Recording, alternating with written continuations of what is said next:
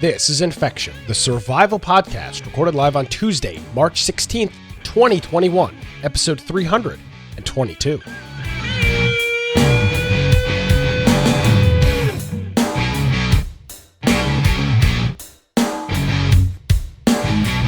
Hello, ladies and gentlemen, boys and girls. Welcome to another episode of Infection, the survival podcast. Infection is your source for the latest information on survival video games. We bring you the latest news, reviews, updates, and more each and every week. My name is Nick Craig. You can follow me on Gab at Nick. If you want to check out my political rantings, you can do so at atnshow.com. And of course, the most important website on the internet. I know Google's important, YouTube's important, Bing. It's got to be infectionpodcast.com. And the owner of that website, the hoster in chief, luckily, it didn't go up in flames this past week. Brian with an I. Aldridge. Hello, Mr. Brian. How are you? I am doing well. And of course, if you want to find me, you can go check out, well, first of all, at Brian Aldridge on Parlor, Gab. I don't know, wherever do else. You post? But hold on. Before you do, because I you don't do this post. I just have accounts. I only look at other people's things. I don't bother posting on there. Why? I'm not trying to crucify you. But why would somebody follow you if you don't post anything? I don't want people. I don't really care if anybody follows me. I'll post something if it's important once in a while, but you've had a Gab account since 2016. You've posted once. You're telling me nothing important. You've deemed nothing important since other 2016. People aren't posting things that I really find relevant. So it's like I just don't. So where really should people? that often. What if people want to talk to you outside of the show? Where can they find you? Well, the best way would be go to our Discord. And if you do that, you just go to infectionpodcast.com and go to the right-hand side, click the button that says join our server on Discord, and you can go to our news channels, submit news topics if there's something you think we should be talking about. Of course, there's a private message option on there, but you can private message Nick all the time that you want. And then also we got, workout channel, we got all kinds of politics channel, all kinds of stuff in there. If you want to get a notification when it works before the show, you can join our Steam group, and if you have Steam open and Steam's not being weird, it'll actually pop up a notification sometimes. We also have our YouTube channel, our Twitch channel, our BitChute, and our DLive video channels if you want to watch live or watch the video after the fact. And then the lower right-hand side there, we have all the audio forms for whatever kind of platform you want to listen to us on. Those are not live, but you can listen to those after we've uploaded the show. And then if you want to follow along after we've uploaded the show, you can go on there to our notes for what 322 episodes will be this week, and you can click on links for videos, just all kinds of different things you can click on and follow along as we do the show. If you want to support us, you'll see a support tab at the top, or you can go to infectionpodcast.com/support, or if you go to amazon.infectionpodcast.com, humble.infectionpodcast.com, or the Prime Gaming subs. Bingo, boom, shakalaka. There we go, as an example. Or you can go to, what's our new one? Subscribe Star. Subscribe Star. And we have a link for that on our website yet, I think? Nope. Have we put that on there? That. I will get that on there. It's subscribestar.com/infection podcast. And I want to thank our friend Judd for hitting us up with the 26-month resubscription here on Twitch. Thank you very much, Judd. Greatly appreciated. All right. Yes. Well, we're back. Hopefully the internet doesn't, hopefully the powers that be don't shut us down again like they did last week for the live audience. Your trick of using FFmpeg, Brian, with command line saved me probably 3 hours of combined time. So that was very helpful, and got that all squared away. So what have you been up to? What are you doing? This week has just been, seems like it's been crazy. Been doing a lot of work. Started with a new client, so that's been keeping me busy, during the day. And then just kind of preparing everything with the house. We've been just trying to put away and get everything unpacked, I guess would be what it is. So that's been really keeping us busy. And then hopefully I'll be out of this room next week and I'll be on my new green screen. You've been saying that for almost 3 months. I know. I just don't want to do the wiring yet, but I think this weekend I'll go up there and actually run the wiring to that location. There you go. And then I'll be able to move it, because that's the only thing holding me back is I don't want to try on Wi-Fi, and I don't want to be running a cable across the room. A pesky Ethernet cable. And I hate going into crawl spaces and attics. that's really what's holding me back. I just don't feel like going up there yet. Oh, don't you have young children? I'm not sending them up there. No way. These kids are 11 years old and under. There's no way I'm sending them up in the crawl space. Bring the water. Now, if they misbehave, they may get put up there. But I'm saying, I mean, show them how to use the chuck on the drill and say, hey, drill down here and feed the cable through. No, I do feel bad. I was moving the chicken coop, and so I had the oldest help me with that, and he just started like going sideways. It was like too heavy for him, so he was just walking sideways, and I'm turning, and then he trips over something and it fell, and it was a disaster. So I don't know. I don't think I'll try it. It got a few little wood pieces that are a little bit off in odd directions, but it's pretty much all together. Were there chickens in it? I don't think so. I think we took out the. I think so. Well, so there's one that likes to sit in there all day whenever there's eggs still in there, but I think I'd taken all the eggs and therefore that one had left. So I don't think there was anything in there. For a chicken, that would be the 9/11 of their existence. They're in their chicken coop and somebody drops it. Yeah. What a traumatic experience. The Hiroshima of the chicken. Yeah. Wow. Yes. So that I've learned, got to put it within reason what I expect them to do. And I don't think I want them in my crawl space or attic. All right. Well, okay. They're definitely scared of spiders, which. Oh, I mean, I'm scared of spiders too. I'd hear a screaming child in the crawl space and then I'd have to go pull them out. And I just don't want to do that. I mean, I'm afraid of spiders too. You should have seen me going up in my attic to run my HD TV antenna. That was quite a process, but I did it. Yeah. Almost killed myself because I saw something that I thought was something that it wasn't. It was just a piece of insulation. But I mean, that's not here nor there. All right. Excellent. Well, that's good. Let's see. We're getting some interesting posts on the D-Live chat. Thank you about your vaccine post. Thank you for spamming that. All right. So I mentioned it in the intro. That our website wasn't on fire. And I meant that literally because there was a massive fire at OVH, which is a very popular. They're one of the lowest cost bare metal server providers that you can get. Like their computers aren't even in cases. It's just motherboards and RAM slotted in. Very inexpensive. Not bad, just very inexpensive. Yeah. That's what they do.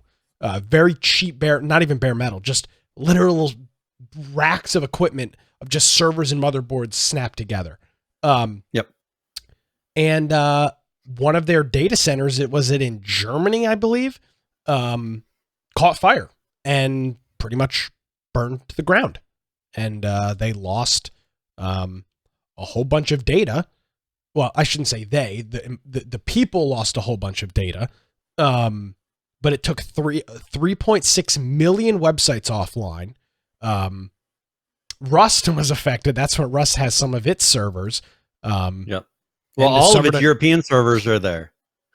Well, so in that stack, there's all of its official ones. There was four data centers kind of in the same complex. One of the four burned down. The other three were unaffected.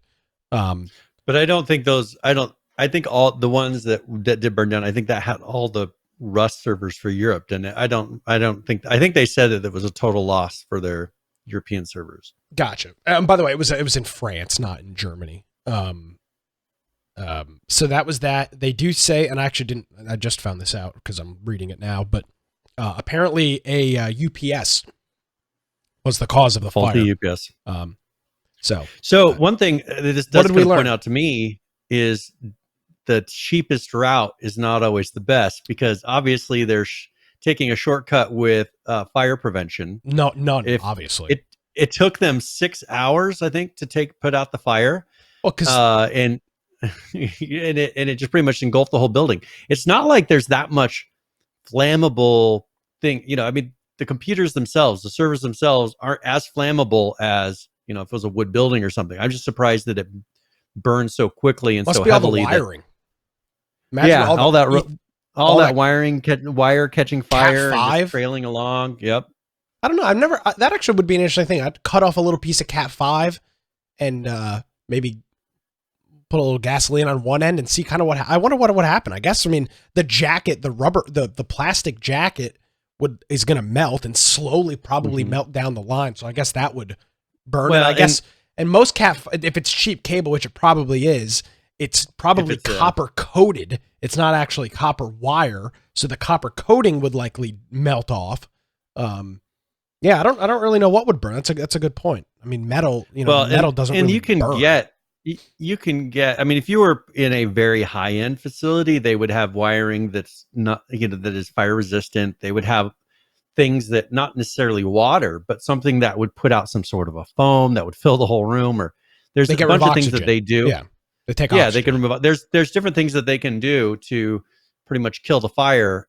And when you go with the place that's the cheapest option, they're not going to have all these in there. And part of what you're paying for is you pay more and more for hosting is some of these features, for backup or for power backup or for, being able to, obviously they weren't co-located in any way, which doesn't always happen, especially when you're doing private server rentals. Yeah, you don't co-locate. Yeah, definitely not. Yeah, but if they were doing it, if they were offering that service and those things went out, they would be in big trouble. But most of these are private server rentals. And so it sucks for them. I mean, this is why even if you're hosting somewhere, do a backup. And hopefully if you're using their backup service, they host that in another building, in another location, and not on site in the facility. Which I'm sure they do. And, like, for example, like anybody that didn't have any of their data backed up likely lost everything. I would still use OVH. I mean, they're a fine server host. I mean, they didn't light the building on fire. There was an electrical fault, and from what it appears, there was an electrical fault, and it, caused a fire. And they're going to have a whole new building if they open up again in Europe. Well, they will, because I mean, again, it was only one. So I'm sure they'll pick up and do it differently. SBG4. Excuse me. SGB2 was wiped out. SGB2 was the one that was wiped out. SGB1 was partially damaged. 4 was intact. 3 was intact, but without power. So the SGB1 had four rooms of the data center were destroyed, and that caused the SGB3 and SGB4 to shut down, but they were not. I'm sure. The SGB2 and SGB1. Because the networking, I'm sure, is all cross-linked through that. So, yeah. I mean, that was pretty crazy to watch. And that's, I mean, I used OVH a long time ago. I'd still continue to use them. And it's kind of incumbent on you. They said it'll be fixed and back up within 3 weeks. I'm assuming probably what they're doing is picking a whole new facility and building it from the ground up, because, I mean, the cleanup will take more than 3 weeks. Well, yeah, building. They're doing a whole new. They have a big facility with this, so I'm sure they'll just pop up a new building somewhere else on the complex and get that started. Load a whole row of servers and get it all going.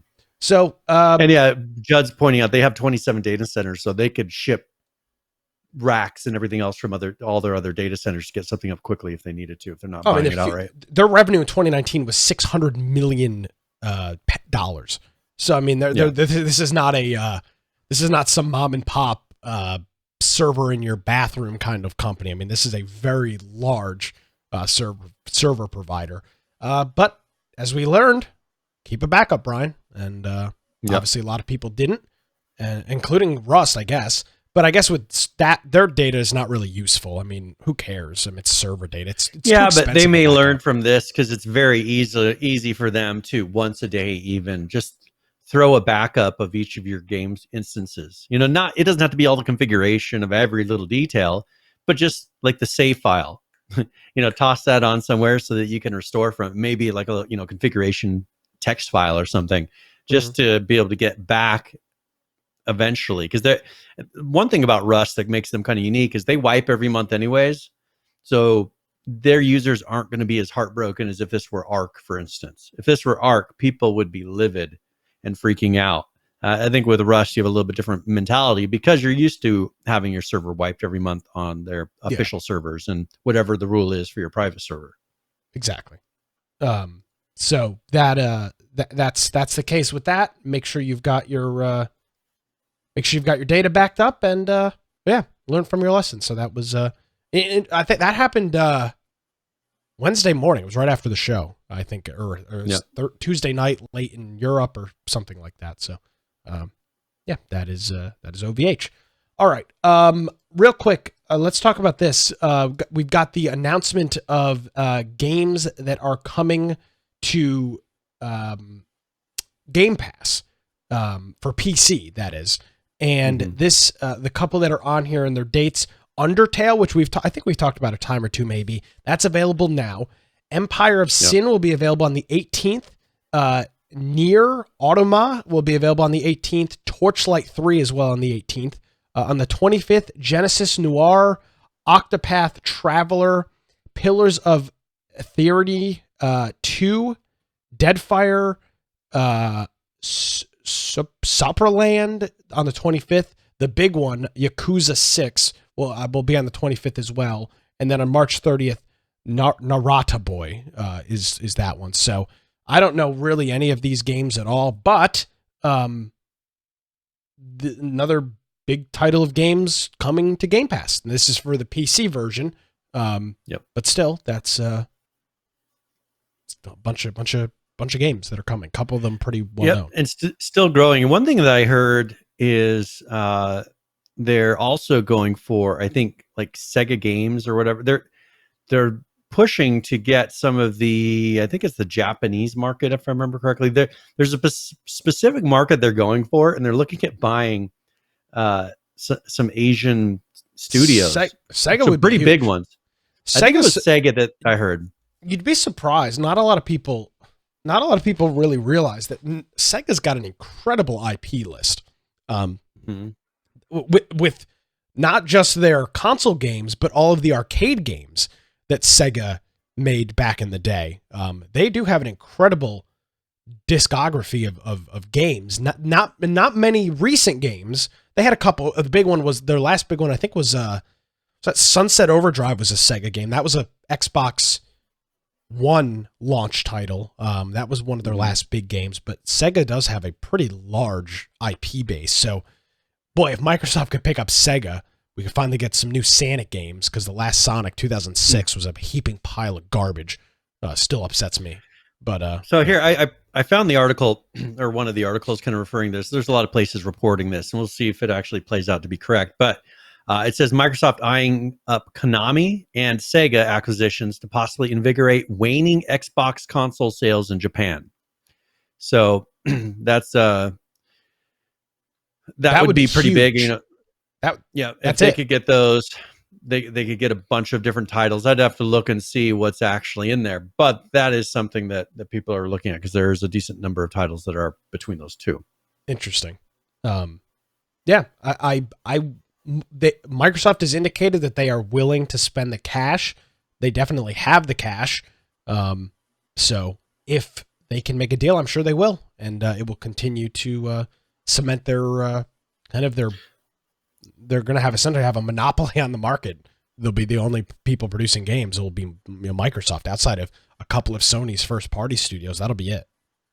So one thing, PH is pointing out that Microsoft tried to buy Sega in the past, or there was talks of it in the past. Yeah. And that was in 2013. They decided not to, because they said Sega lacked enough muscle to be acquired by Microsoft, which I bet they kind of regret that now, just because the price will probably be higher now than it would have been in 2013. If they're looking and say, oh, it's too weak of an IP for us to pick up, now they're looking at picking them up. But this has been in talks for now 7 years. Well, I'm sure. Yeah, but now I would make the argument that Sega is worth more to them now because of Game Pass, which didn't exist in 2013, right? Which was, this just adding all those titles to it. And maybe, if there's, who knows what Microsoft has in mind going forward to where this would make more sense for them.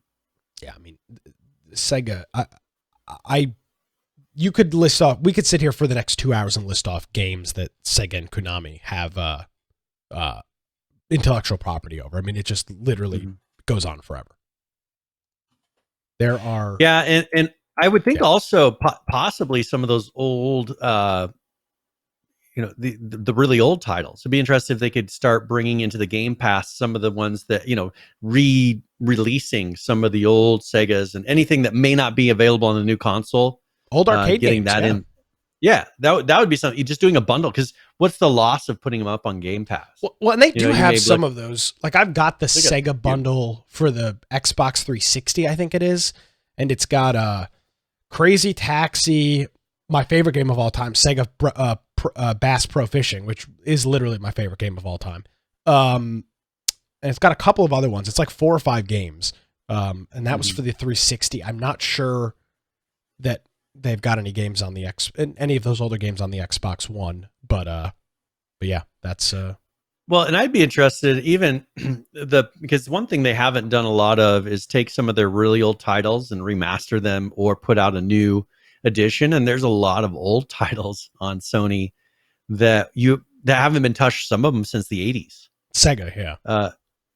With Sega. And so that'd be interesting to see if you could get them to kind of turn around and release new updated versions, or, version 2 of some of these titles that we haven't heard of that Sega is just not willing to put the money or time into. Microsoft probably would. There's a lot of good ones. There's a lot of good ones. Yep. That would be very cool. I'm a big Sega fan. Well, and even like the Endless Dungeon, that's a recent good one. Getting Valkyrie Chronicles, there's a lot of them that they could get in there. That would be interesting to it. There's I don't know how many games they have, but they probably have a decent amount. It would expand their library numbers wise just to make it seem like a better value.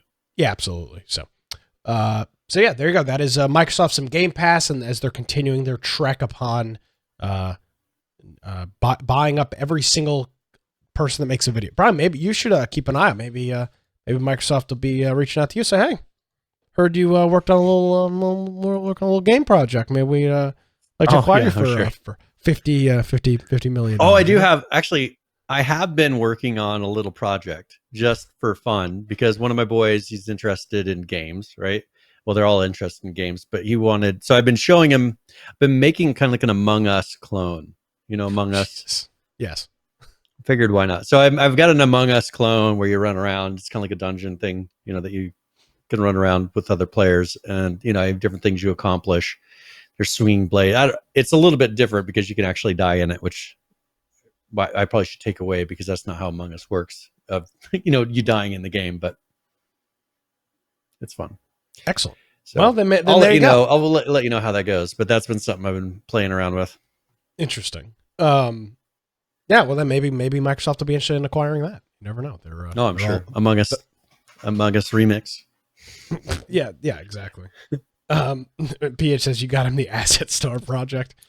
So I got them that as the base, and then I've been programming it all to be, so I did that, and then I did something that had the dungeon all laid out in a low poly thing, and then I've been teaching them the programming, like how to do some basic programming. Yeah, make it so like across the way you walk, there's axes that swing like this, making so the doors all open automatically. It just sounds like it's ready for Steam Early Access. I'd put it on there like a lot of other crappy titles that we talked about. It does. It actually right now it operates about like some of those Steam Early Access. Well, that's a week and a half. You want to make a couple bucks?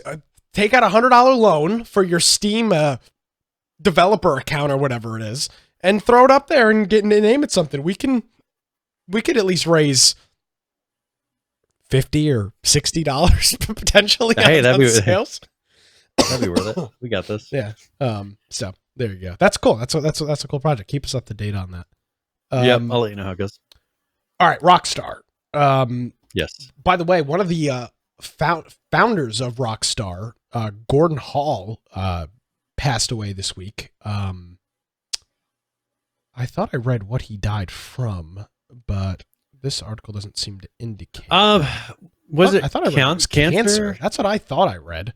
I thought it was cancer. You're right. I don't see it in this article, but I think somewhere else I had read that it was cancer. So I'll try to keep looking for it, but I'm pretty sure that's what it said. Yeah, it's weird this article doesn't even mention. Yeah, I saw it. I could have sworn I read it somewhere. I'm going to jump to the other article that they're referring to and see if it mentions it. Tried that and it's not in there either. So he was most recently at Blizzard, but he obviously was the one of the founders of Rockstar, the original Rockstar Game Studios. So with that, we also have a modder that got a nice little prize from Rockstar, $10,000. Now, this was not $10,000 in shark cards or shark points. This was $10,000 cold hard cash for finding essentially a bug that was in part of Grand Theft Auto Online. Once this issue was fixed, Brian, loading times on the PC were reduced by 70%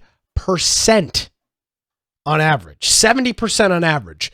And this bug that he found is that. And he pulled off $10,000 for fixing a bug that has existed now for, when did Grand Theft Auto 5 come out? 2011 or 12? Something like 12 or 13. It's been out a very long time. And it's September 17, 2013. It's been out a very long time, and they just found a bug and paid out $10,000 for it. So that's pretty cool. But so they have paid the guy. They said they thanked him for finding it, and now they are actually, the patch is live as of today. So the patch just went live. Let's see, this article just came out, so let me skim through this. Yep, the update is out live, and users are reporting claims. Loading times dropped from 5 to 8 minutes to 35 seconds. Another user reported 5-minute loading times went from 5 minutes to 1 minute and 22 seconds. So how it's weird that a user caught this and not. Well, we've all played GTA Online. You remember how long those loading screens are between races and stuff? You'd sit there for freaking an hour, and it would slowly just move back and forth. Wow, this is massive. Like this, that's crazy. Yeah, I'm trying to see like what in the world he would have done if that they wouldn't have seen. Like he put out a little patch. That he calls the GTAO booster. Yeah. But it's just crazy that he was able to change it so much with something that's not even, just running a script. Like, Brian, it's one of these things sometimes you just need another set of eyes or another, just a different brain to look at whatever algorithm or for loops or whatever looping system they were using for this. Just somebody with a different mind to look at it. Now, my real guess here is that they obviously didn't really dig into why these loading times are so slow, because they would have found it. Yeah. But obviously this guy's just so frustrated as a player that he found it, fixed it, and then released it for free. There's a comment in chat that $10,000 is too little. He released it for free. So, I mean, they realistically could have not paid him anything. I would say I'd be pretty happy with $10,000. Now they do have a program. It's called the bug splat program or something like that, and it's normally for security exploits. And they do pay out on that. They don't typically pay out for issues like this, but in the case of this, they found it was worth $10,000. So, I mean, I don't think he's complaining.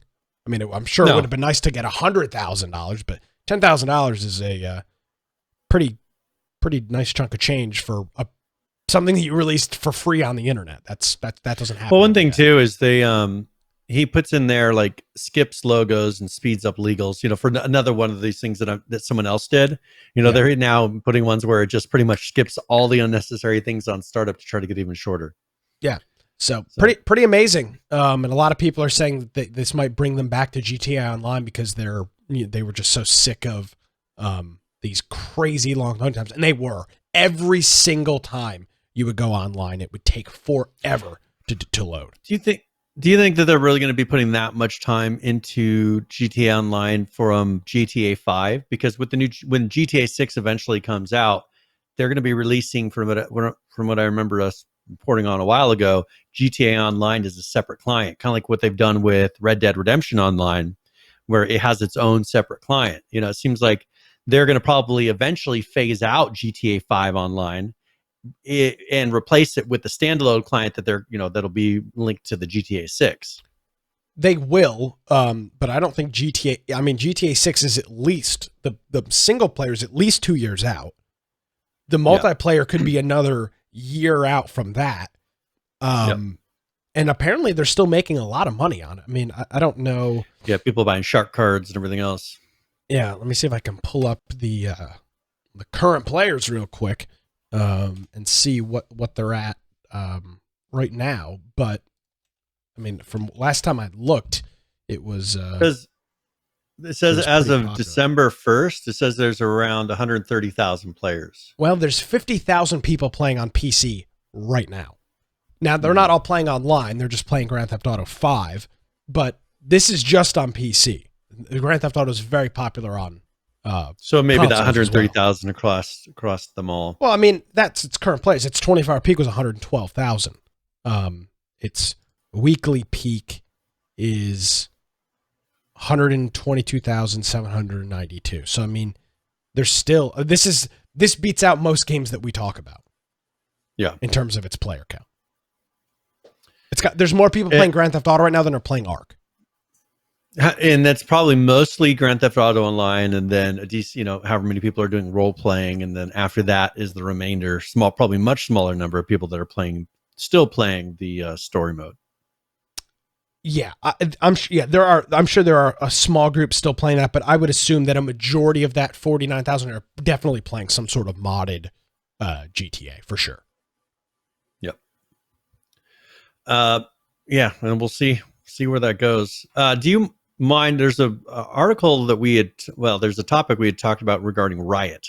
Sure. And remember, we had mentioned a couple weeks ago that their CEO had some sexual assault allegations put against them, and so we kind of mentioned that there's that kind of culture there of there's a lot of things that were said that supposedly people in admin were doing there. But Riot has dismissed the allegations of sexual misconduct against their CEO. And so a committee found no evidence that Nicolo Laurent, who is the CEO or was the CEO, harassed, discriminated, or retaliated against his former assistant. So it ended up being a lie. He's pulling the old Andrew Cuomo. Oh, I mean, I didn't mean to make anybody feel uncomfortable. I was just having her come over and help me on my cell phone. And hey, she saw my gabagool. I don't know what happened. Yeah. Now this is an internal investigation. This is not a criminal investigation, correct? Remember when we first brought this up? This is something we mentioned, that they take care of these things internally. We talked about they have some sort of kind of an independent person or group that listens to both sides, and then they called an arbiter.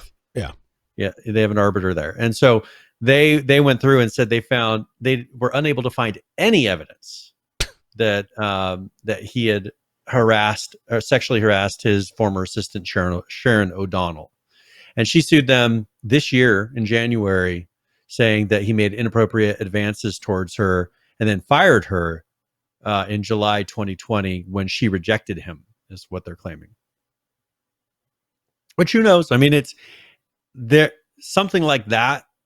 There can be, I mean, how if someone says something and then fires you, there's not really documentation or any kind of a trail, but there was nothing done that could prove it, and there's no sign that it actually happened. Well, there's now an update to the story, Brian. Riot released a statement and said, and is now claiming that Miss O'Donnell took place with witness tampering, harassment, and threatening behavior. So now they're kind of turning the table on her and going through that.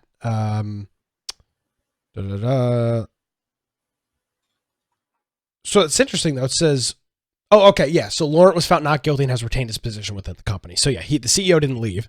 And yeah, that's where it stands. So, there you go. We will see. Yeah. And this,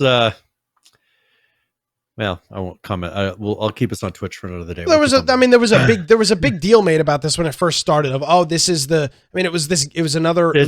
culture. It's a Gamergate. Yeah, exactly. It's just a rehashing of Gamergate, and that's where I was going to go. Well, is the truth. That there's so much anti-male sentiment where they say you have to believe all women until it's someone that you like, bringing in, depending on who it is.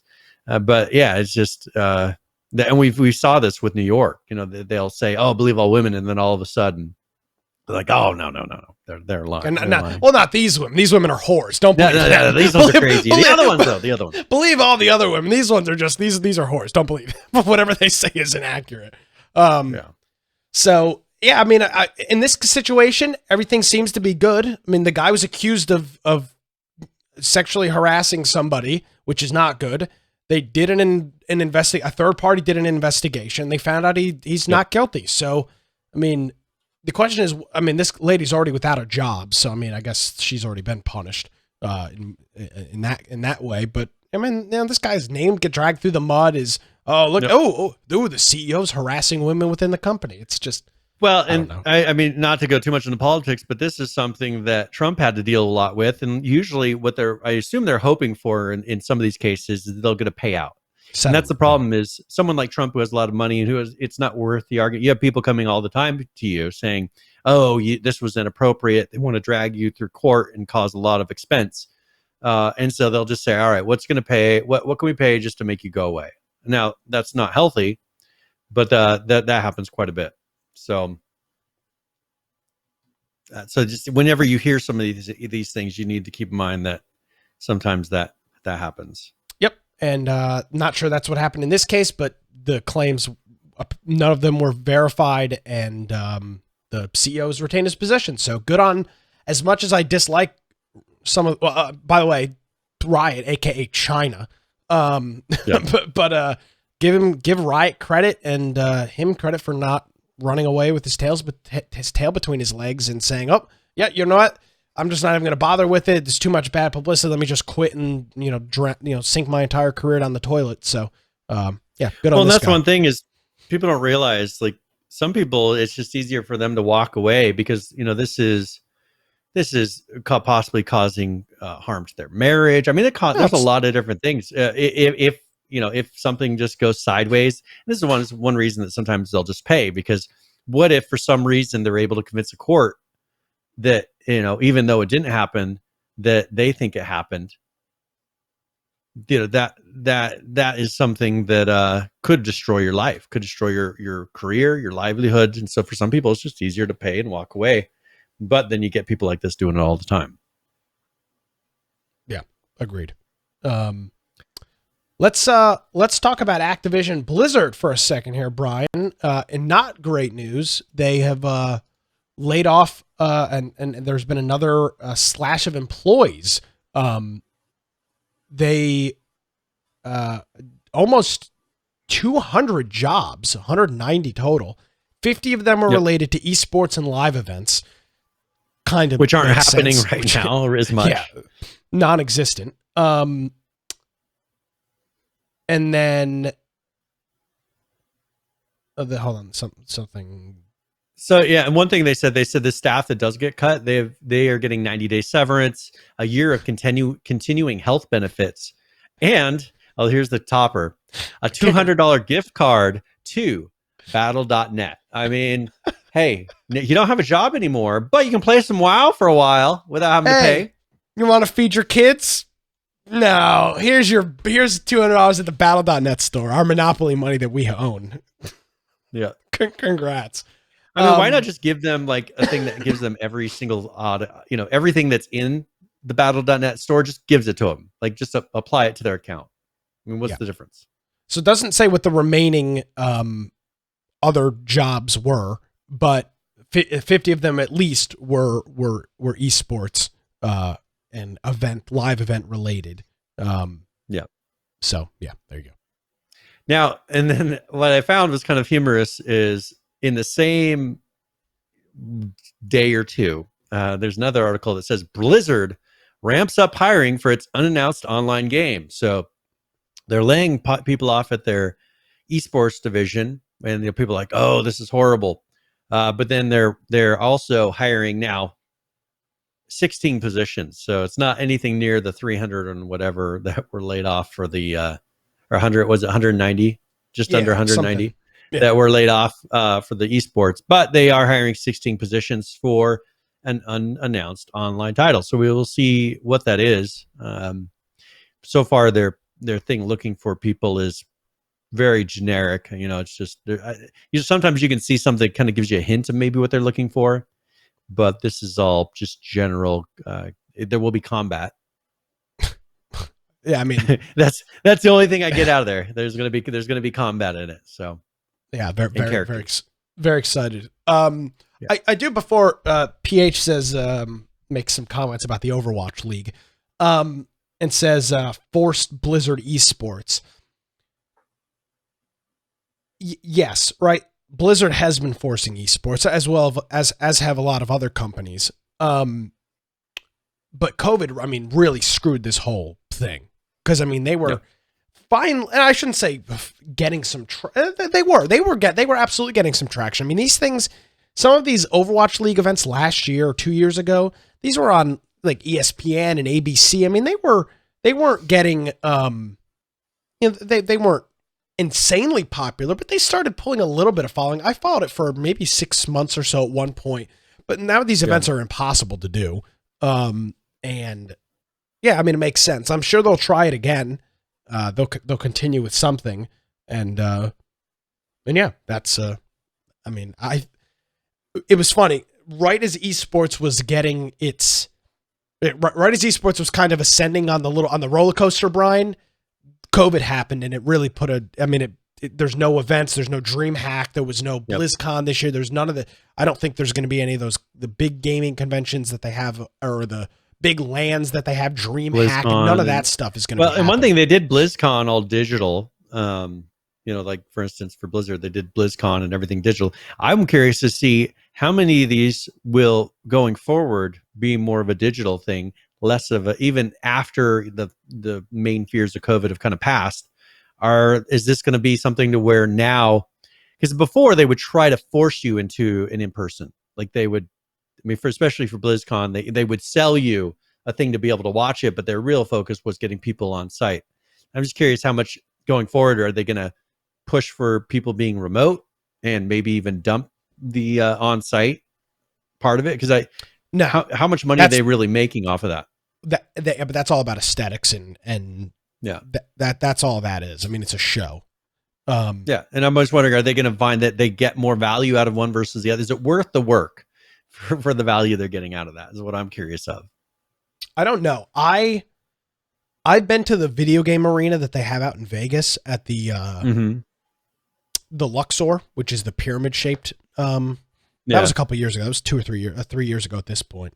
And it's cool. I mean, the seeing esports in person is not as great, but seeing it on television is neat. I don't care what anybody says. That's what I'm saying. Like, they may find that there's more interest if they push it as a online sports league and quit trying to push these things. The problem is they want them in arenas because then you get the cheering crowds and you get kind of the atmosphere going across the screen. But also makes right? It also makes judging the event and dealing with cheaters and hackers a whole lot easier. That's a big issue. Because how many times have we seen reports? Oh, he won $1 million in the tournament and he's a cheater. And it's like, oh, yep, that's great. A couple of comments here. PH says they banned the guy for wearing political stuff, yet they wear rainbow shirts at BlizzCon. Jones says Overwatch lost me when they fully embraced the woke culture and made everything gay or retarded. I get his words, not mine. So I may or may not agree with his statement. So yeah, I mean, esports, for a period of time, esports was really kind of on the uptick, and then now you can't have events in person, especially this industry is so afraid of their own shadow. These will be the last events to start because these people are so, as Jonesy said, in the woke culture. I mean, these people are so paranoid about everything that, like for example, UFC's having an event in Jacksonville in 2 weeks, full crowd, full arena, nothing. They're going all in. Gaming events like this will be the last things that happen. So, there you go. That's my 2 cents. Yep. All right. So are you fine? Do you have a specific thing you want us to go to next, or are we No, sir. To Rome? No, let's do it. All right. So let's go ahead and talk about Nvidia really quickly, because I know we've been dealing with hardware shortages and them promising things of limiting Bitcoin miners and all this. How'd that go? Well, PC Gamer says Nvidia's GPU shortage isn't improving anytime soon, because they're reportedly going to struggle to get chips in the market for pretty much the foreseeable future. So this is something that we were hoping eventually. We've talked about there's certain capacitors and things that are short right now. There's certain hardware limitations, and then there's COVID and just all kinds of issues with that. And so what they're saying is nothing is going to be any better until Q3 of this year. So they're not going to see any kind of easing in this shortage until later in the year. And we'll see even by the time we get to there if that's going to change at all. So they blame it on the supply chain, COVID-19 supply chain constrictions, getting the individual components, capacitors, memory, and just a lot of the little things that they took for granted. Plus, people are buying them up because cryptocurrency currently is spiking, and a lot of times, from week to week. It's just, all these things are stacking up to where if you wanted to get a new top of the line video card, you probably can't do it. Well, and the other issue here is something I read yesterday that I'm not sure if you read it, Brian, but one of the big things with the 3060 Nvidia cards was that they have software, and the drivers they make cryptocurrency mining inefficient, right? So they put they say that they can detect the patterns of cryptocurrency mining, and they put a block on the driver. Well, they inadvertently released a beta driver for the RTX 3060 that had those features removed. Yeah. And published them. So now anybody with the 3060 card can install these drivers, because now they're all over the internet. And now your 3060 has none of the hash rate limiters built into it. So the only reason that one of the big things about the 3060 was you don't have to worry about cryptocurrencies. You aren't going to have to worry about this. Well, now you're going to have to, because anybody that can get their hands on it can install this beta driver, and the rate limits are gone.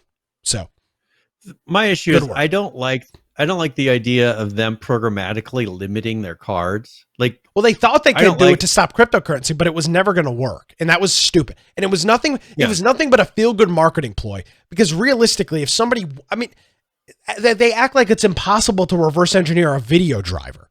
I mean, you can run you can run GTX drivers on crypto mining cards that don't even have display outputs. People have reverse engineered those drivers.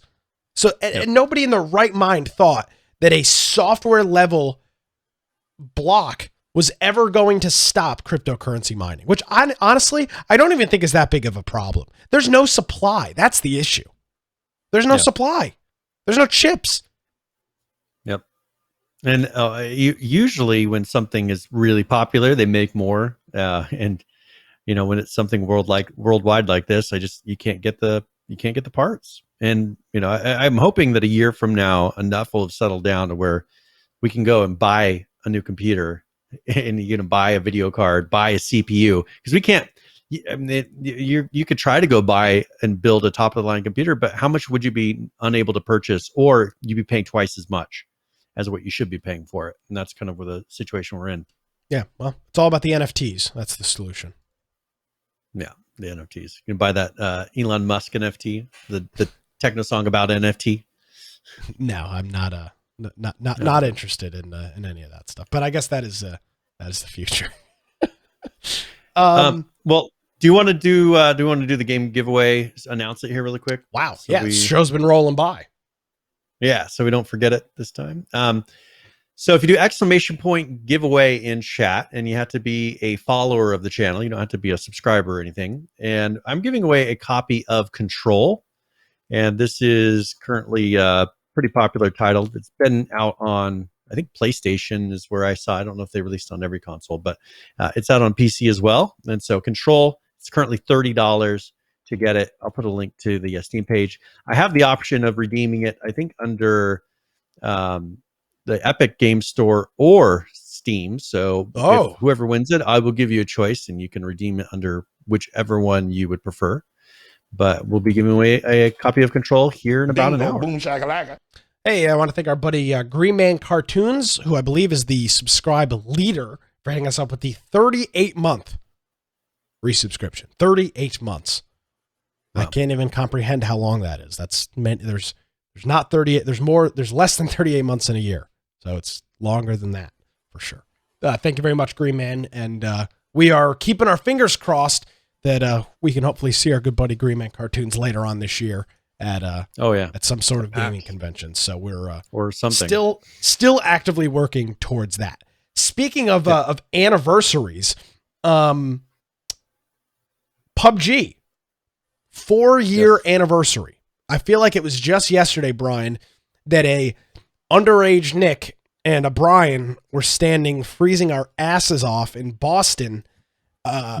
Right as PUBG was coming out. I mean, it was just out a couple months at that point. It was brand new. We had we got like 200 keys of the game to give away. We had all these keys to give away. It was brand new.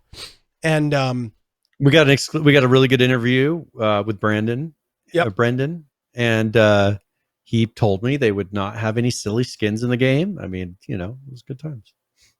Roll the tape. Roll 2020. Here we go. Yeah. So let's there's actually been a community community tribute made video kind of going over the 4-year tribute. I didn't watch it, Brian, but I don't think we're in it, so don't get your hopes up. No, I have a feeling you're probably not. But hey, one can always dream.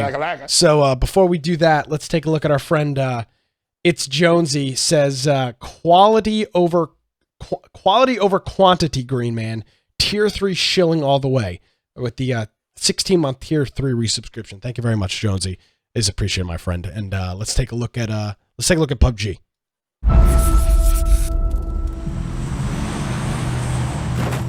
Oh man, there's so many people here. That's okay. That's a lot of kills for us. Okay, I think this is new school. This is a cool little town. Well, this way, I'm sure holy macaroni! Let's go! Let's go! Bye. Yeah, the new sheriff is in town.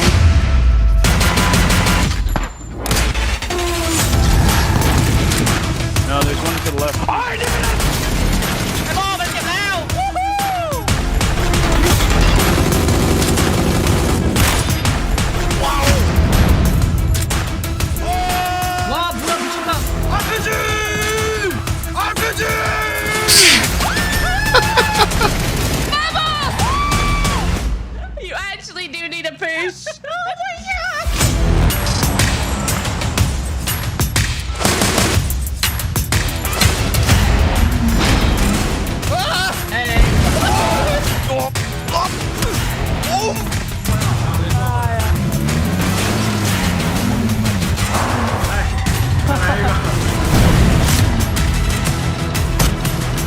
Oh yes, baby!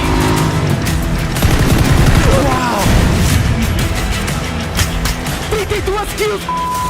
I'm 42!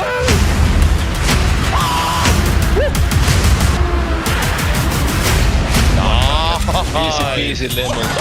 I'm ready to go again. GG guys, that's so How is that even possible? Please, please, please. No, oh, actually pretty good. Oh!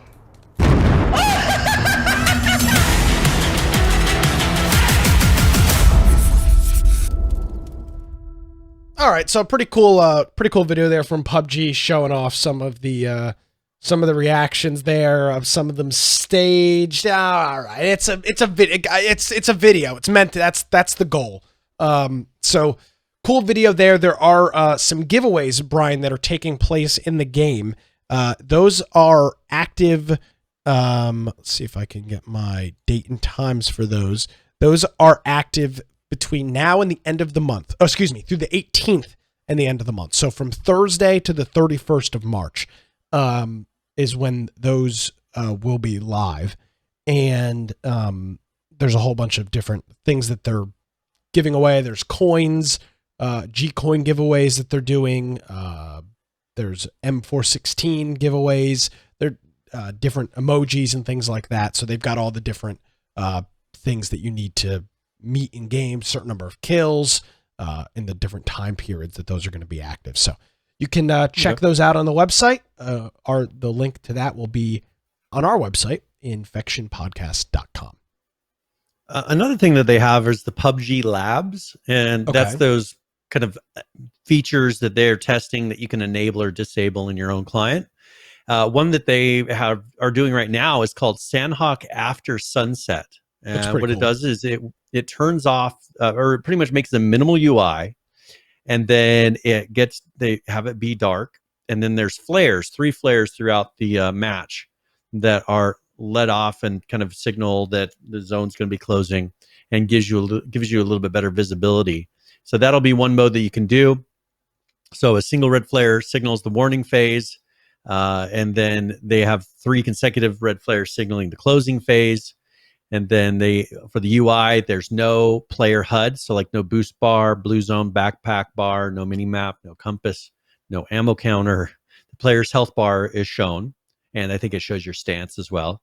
There's no player count, there's no kill feed, there's no kill counter. Damn.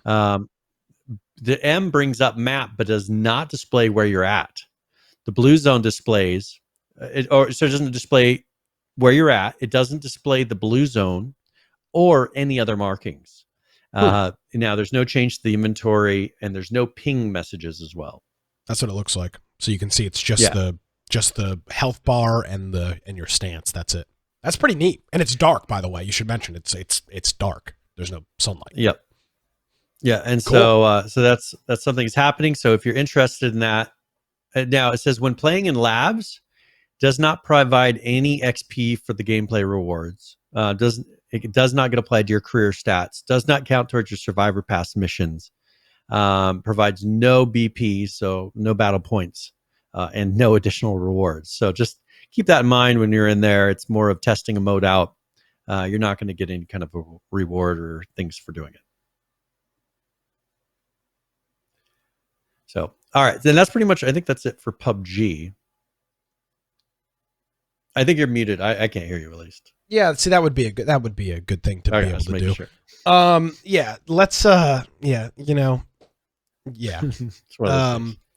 Yeah, I guess so. Let's you want to talk about you want to show this Rust video real quick? Yeah, let's go to show that, because we did talk about Rust in the very beginning, but and this is a shorter Rust video. So yes, it is, and it's got some of the new things that we've been talking about, including some updates on the console. So let's take a look. Greetings, survivors and friends. Shadow Franks here with your weekly train ride of Rust development news, and it's going to be a short one this week, only a couple of stops. But first, please stomp the subscribe button to stay up to date. It helps me a lot, and you can always abandon me later. So to begin with, for those of you still asking, when console? The window for release was narrowed down further this week by Double 11, the company responsible for the port, and we now know, thanks to a GameSpot article from Tuesday, that it'll be this spring. Of course, they could pull a sneaky on us and say they meant the spring in Australia or something, but presuming that's not the case, you should be able to get your hands on it soon. Dead game, by the way, 3 out of 10. As regular viewers will know, an unspecified number of applicants have already been able to take part in stress tests, and more are being added. If you want, you can still volunteer yourself via the mailing list, which I'll put a link to in the description, although no guarantees you'll get in, of course. Just over the past few days, some actual official footage of console version gameplay oozed onto YouTube, and I'll put a link to it down below as well. Now, there's a lot to unpack here, and I will warn you that some of the footage may be painful to watch for the PC Master Race, but you'll no doubt notice that recoil is toned down hugely. Naturally, it can't work the same way as on PC, and there's generally a ton more hand-holding going on with outlines on just about everything, and even a take-all button. I know a few of you have asked about crossplay between console and PC, but I think it's safe to say, as Double 11 is clearly taking the console edition in a slightly different direction from PC, this would mean no crossplay between the two.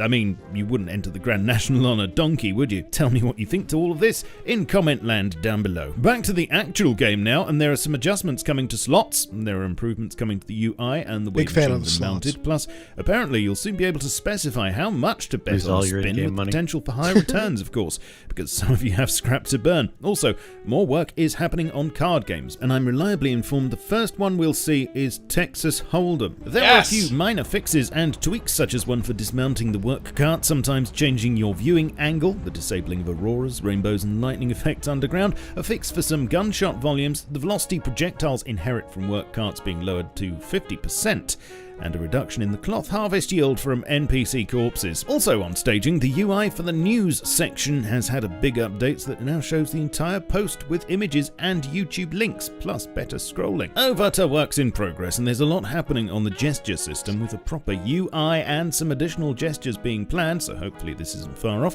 and a huge amount of work being done by the team on the HDRP backport, which seems to be on the home stretch now. Not only does this mean we'll get a lot of sexy new high quality assets, but it will also usher in a few changes to monuments, such as all of the major ones seemingly receiving integrated train tunnel entrance stations, and a rather large overhaul to the junkyard in particular, which you can see a couple of shots of here. And yes, that thing in the centre is the new shredder, which I believe will give you something to do with your old banger once you decide to trade it in. Or maybe if you just want to make the world a tidier place. The submarine model seems to be done now pretty much, plus a second, even rustier version, but no actual word on when it'll be playable. And Helk has kicked off early work on a system to create a record of players you've interacted with in-game, with the potential for tracking acquaintances, allies, and even enemies. Not sure exactly how it will function. It's early days. Subject to change, blah blah blah, but more info when I get it. And lastly, you've probably seen something about this, but earlier in the week a fire broke out at OVH in Strasbourg, which fortunately didn't injure anyone, but did knock out 4 whole data centers, completely obliterating 25 EU Rust servers along with many other services. These servers should now all have been replaced, but the data is forever lost. So a moment's silence now for everyone's BPs, including my own. Always back up your data. Right, that's your lot. Please leave a like and batter the subscribe button. Follow me on Twitch for streams, Twitter, Facebook, Discord, and my Steam group to stay in touch with my content. And consider supporting me on Patreon, like these amazing chaps on the right. I shall catch you all soon, but in the meantime, keep calm and stay rusty. Cheerio. All right, thanks to our friend Shadowfrax for a quick update this week on some of the ongoings. Of course, that OVH news is what we've always talked about, and as Jones said, that's what I call a server wipe. Yes, the most lit. I mean, they might as well be taking a what did they used to take, those big magnetic things to hard drives and tape decks, so you could just wipe out tape and any sort of magnetic storage. So yes. Clean server wipe. Absolutely. All right. Yeah, and another reason to back up your data. Exactly. Let's see here. Let's talk about 7 Days to Die real quick. Okay. We do have a stable update with this. Alpha 19.4 B7 is now stable, which is cool. Yep. Couple of the highlights on here is that the Fat Hawaiian HD texture, which is one of the zombies, has made its debut. A new ambient sound system with new content. That's cool. I'm gonna be honest, I don't remember ambient sound being a they big had like thing. the little the kind of screens. Yeah, little things. Not much emphasis from what it's been a while since I've played it, but I don't remember anything crazy with that. Nope. The fix for the bed shared by everyone, at least nobody had to freeze. The long-awaited fix for AP sounds, and then a command to disable cursor snapping when using the gamepad. So that's if you're using that. And we've covered all of the different changes, B1 through B7 on this. So nothing that we really need to report on that, but it is now stable. So Alpha 19 is now stable with 19.4 B7 is the stable version. So check your. It'd be interesting to see if maybe like 20 or version 20, if that's going to be their 1.0, because they've got to be getting close. They're doing visuals and upgrading graphics, and it seems like it's a lot of winding down at this point. Yes, and see if it actually closes. Realized I had the wrong game up top. We were not talking about Miscreated. We were talking about 7 Days to Die. So there you go. Here, I want to talk really quickly about Sony and Sony. One of the co-founders or one of the co-creators of Assassin's Creed, they created a new indie studio. Perfect, just in time for Microsoft to buy them. And the thing is, she worked for Stadia because she was Assassin's Creed's co-creator, and then 2 months, so pretty much 2 months ago, she left Stadia, or who knows whatever happened with Stadia, being that they're no longer doing certain things, and then now they founded a Montreal-based indie studio called Haven, and they're working on an unannounced IP. So she had joined Google in 2019 to head up the Stadia Games and Entertainment. And then, of course, with the no longer developing games internally with Stadia, that is not happening anymore. So she has moved on, and she'll be helping to create a new title here for Sony. So, well, is it for Sony? Well, Sony backed. So So Sony's funding it. So it'll be a first-party studio for Sony. Yes. So that should be. Yeah, I don't know anything about it. Gotcha. But it's an official Sony studio. It's an official. Yeah. So it's very cool. It's an indie studio, but it is backed by Sony. I mean, that seems whatever that means. I don't think you can call it an indie. Hey, we're indie. I mean, where are you getting your money from? One of the largest entertainment companies in the world. I mean, you're not really indie if that's the case. No. Yeah, that's why I'm kind of iffy about the word indie, because you're only so indie when one of the actual console developers are backing your funding. So a little bit on her games that she was behind. She was the producer for The Sims Online with EA in 2002. She was the producer for the original Assassin's Creed in 2007. Managing director of Metal Gear Solid 4: Guns of Patriots, and then was the executive producer for Assassin's Creed 2, Assassin's Creed Bloodline, Splinter Cell Blacklist, Watch Dogs, then was the managing director for Unity, Far Cry 4, and then the executive producer for The Mighty Quest for Epic Loot. I don't know what the hell that is. And then the senior vice president of Group General Management for Star Wars Battlefront 2.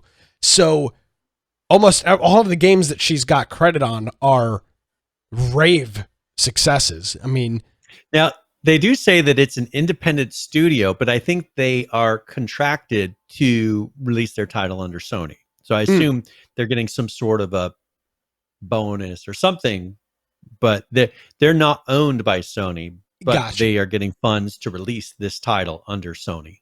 Okay. So so then it's a first party studio. It's not owned by Sony, but it is a first party studio. I believe that's the definition of that. But her resume here is pretty incredible, Brian. I mean, there's one game on here I don't know, and that's The Mighty Quest for Epic Loot, which I've never heard of. I haven't heard another one either. But all the other games are either Assassin's Creed, Watch Dogs, or Far Cry, which is were all very successful. So maybe this is Sony. You know, what's the Microsoft approach? Buy studios. Maybe Sony creates the studios from people that are leaving other places. There's probably a little bit more risk in the Sony approach, but you could end up with you get new IPs. I mean, that's the thing is right now Microsoft is paying a huge amount of money for known popular IPs. Here, you don't know if it's going to take off, but you could find the next, you name it, GTA. Let me ask you this then. When was the last time we had a generational game? A new generational game? Don't you think Fortnite is a generational game? Yeah, damn it, you're right. Okay. Yeah, I mean, I think of the whole generation as like Fortnite doing their stupid dances in public. I thought I had a really good question. I felt like Walter Cronkite, like, let me ask you, Brian, a very important question that nobody will have the answer to. We could probably have a great discussion. You're like, the answer is Fortnite. I'm like, yeah, of course it's Fortnite. I mean, yes, of course. What's wrong with me? Yeah, okay. But okay, but Fortnite's a little before bit, that, it'd been a long time. I mean, but Fortnite's a little bit different because Fortnite's free, and but you look at like large game, and yes, Fortnite is that. But you look at the large game franchises of the past, the Halos, the Assassin's Creeds, the Mass Effects. When was the last time we had a big generational series? The last one that comes to mind is the one that Sony destroyed with all of its SJW stuff. The Last of Us. Oh, Last of Us. Yeah, Last of Us and Last of Us 2. That was the last multi-part big series that I can think of. There hasn't been one in a while. Yeah, I mean, because you had Red Dead Redemption. I mean, stop talking about like big titles that make like. For but I'm talking about new, what new IPs have come out in the last 10 years that have had multiple successful titles. The Last of Us is probably it that I can think of. I'm saying, like, for example, Microsoft made it rich on Halo with the Xbox 360. Yeah. They were just pumping out Halo games, and they were making a crap ton of money. Same thing with, you look at the Assassin's Creed series in the between 2000 and 2010, they're just pumping those things out, just printing money. You mind if I read you a couple of some titles? You tell me. I'm going to give you like pretty much the top 20 selling games in that 10-year period. Okay, sure. And you tell me what stands out. So you got your GTA 5, but it's an old IP. You've got a bunch of Call of Duties, old IP. You got Red Dead Redemption 2, old IP. You got Call of Duty, more Call of Duties, Minecraft that came out, I guess, but only but single generation, right? Just one-off game. Yep. More Call of Duties, Elder Scrolls 5, Skyrim. Okay, yeah, Skyrim. I guess you could probably the whole Elder Scrolls series you could probably throw into that. Those are relatively new. They put Mario Kart 8 on here, which I guess sold a lot at the time. One of the oldest. 1. I was gonna say one of the oldest IPs ever. So Battlefield 1 and Battlefield 4 are on there. Yeah. Destiny is on there. Oh, Destiny 2. Breath of the Wild. That's huge. Yeah. Yeah, they didn't put Destiny 2 on here, but who knows? But still, that's a huge successful double IP. Mm-hmm. The Legend of Zelda, and then Star Wars Battlefront from 2015. Okay, so there are a couple. Destiny, The Last of Us. Those are now those is are in the US. Those are more recent. Yep. But maybe Sony's got the next Halo in this studio, or the next Call of Duty. Who knows? Yeah, and that'd be interesting. I mean, that's kind of the gamble for them, is if they can hit the gold mine and get a incredibly successful IP like that out of it, that's going to pay off for them in the long run, tenfold. So, be interested to see if they can actually do it. Yes, sir. Cool news. One thing I was going to mention here, we mentioned PAX a little bit ago, but they have canceled E3 as well. I don't remember if we'd mentioned that on here. Did we mention it on the show? I don't remember. So the E3 has canceled its live event for 2021. Why? And so, COVID, of course. COVID, I guess. Isn't it not until like June or July? It's late in the summer, I thought. Yeah, I'm trying to find the exact date, but I could look it up here. E3. Yeah, it's normally in June. June 15th is what it's supposed to be, right? Yeah. Well, they're figuring it's going to still be bad by then. Okie doke. Whatever they say. And they're looking at doing. It said in 2020 they looked at doing it. Replacing it with an online experience. Nothing came of it. I don't know that if we'll see anything like that, if they're going to do a push for something online. The fact that they're not doing it this year means there will never be another E3. E3 is done. Yeah, that's possible. And it should be. Because the thing is, it's a stupid show now anyway. Nobody's there. Everybody's left. They all do their own thing. Well, it's literally EA, Ubisoft, and then Devolver Digital. But you also know that they're going to sit there. They're going to sit there and still blame it on COVID. Oh, E3 killed COVID. No, COVID killed or E3 killed E3. COVID in the long run. Yeah. Well, E3 killed E3. So. But see, and that's the big difference between a show like this and a show like PAX. PAX is incredibly successful, and they have there will be a PAX at some point this year, most likely. And that's the big difference between those two philosophies. E3 is more of a trader insider event, with PAX is really just kind of a big open, come and just look at stuff. It's cool. Yeah. Yep. That's what we love about PAX. It's such a cool thing. You're just wandering around and looking at cool stuff. It's awesome. You get a people watch, see all the crazy people. It's fun. Yeah, well, I mean, we're there, so I mean, there's crazy. When we're the most normal ones there, it's a. Hey, they think we're the weird ones, though. That's the funny part. Well, I mean, they'd be right. We've been doing a podcast for 5.5 years, so they wouldn't be wrong. Let's. All right. See. One other thing I wanted to cover, kind of because I'm kind of calling back to stuff we've talked about before. Okay. German Parliament wants games with loot boxes rated 18 plus, but they've been starting to backtrack on that. They made an announcement, and then they made an adjustment to the announcement. So what they removed the line that says it is also planned to deactivate cost traps such as loot boxes by default. So they want to make it to where you can. They wanted to be able to make it to where you could say, all right, you don't have loot boxes, then you have to enable the feature. But one thing they're trying to do is make it so that anything that has loot boxes kind of treated like gambling, and it has an 18 plus rating on it. So I don't think that's. But then they also removed. I'm taking it back. They also removed now with this change the suggestion to give them an 18 plus rating. So they're trying to really cut down on them, but I think they're finding that people don't want to be told you have to be 18 plus to get a loot box. People don't want to be told, Well, but if you look at cigarettes or alcohol, or even, at least in the US, lotto tickets, scratch off tickets, all that stuff, you have to be 21, and it's very plainly noted. I'm not, and if you've listened to this program any time in the past, you'll know that I'm not one to say, oh, loot boxes are essentially going to Las Vegas and pulling the lever on the side of a slot machine. I don't think that at all. But it's not a crazy idea for them to have stuff like that labeled. I mean, it's a pretty common practice. I mean, I think that there should be, I personally think that there should be some limitations or guidelines put out there for games to maybe say, if you're going to offer in-game purchases, that you have to allow the ability for parental controls to block it, which, anything on a phone, if they're going through the marketplace store, you can limit that.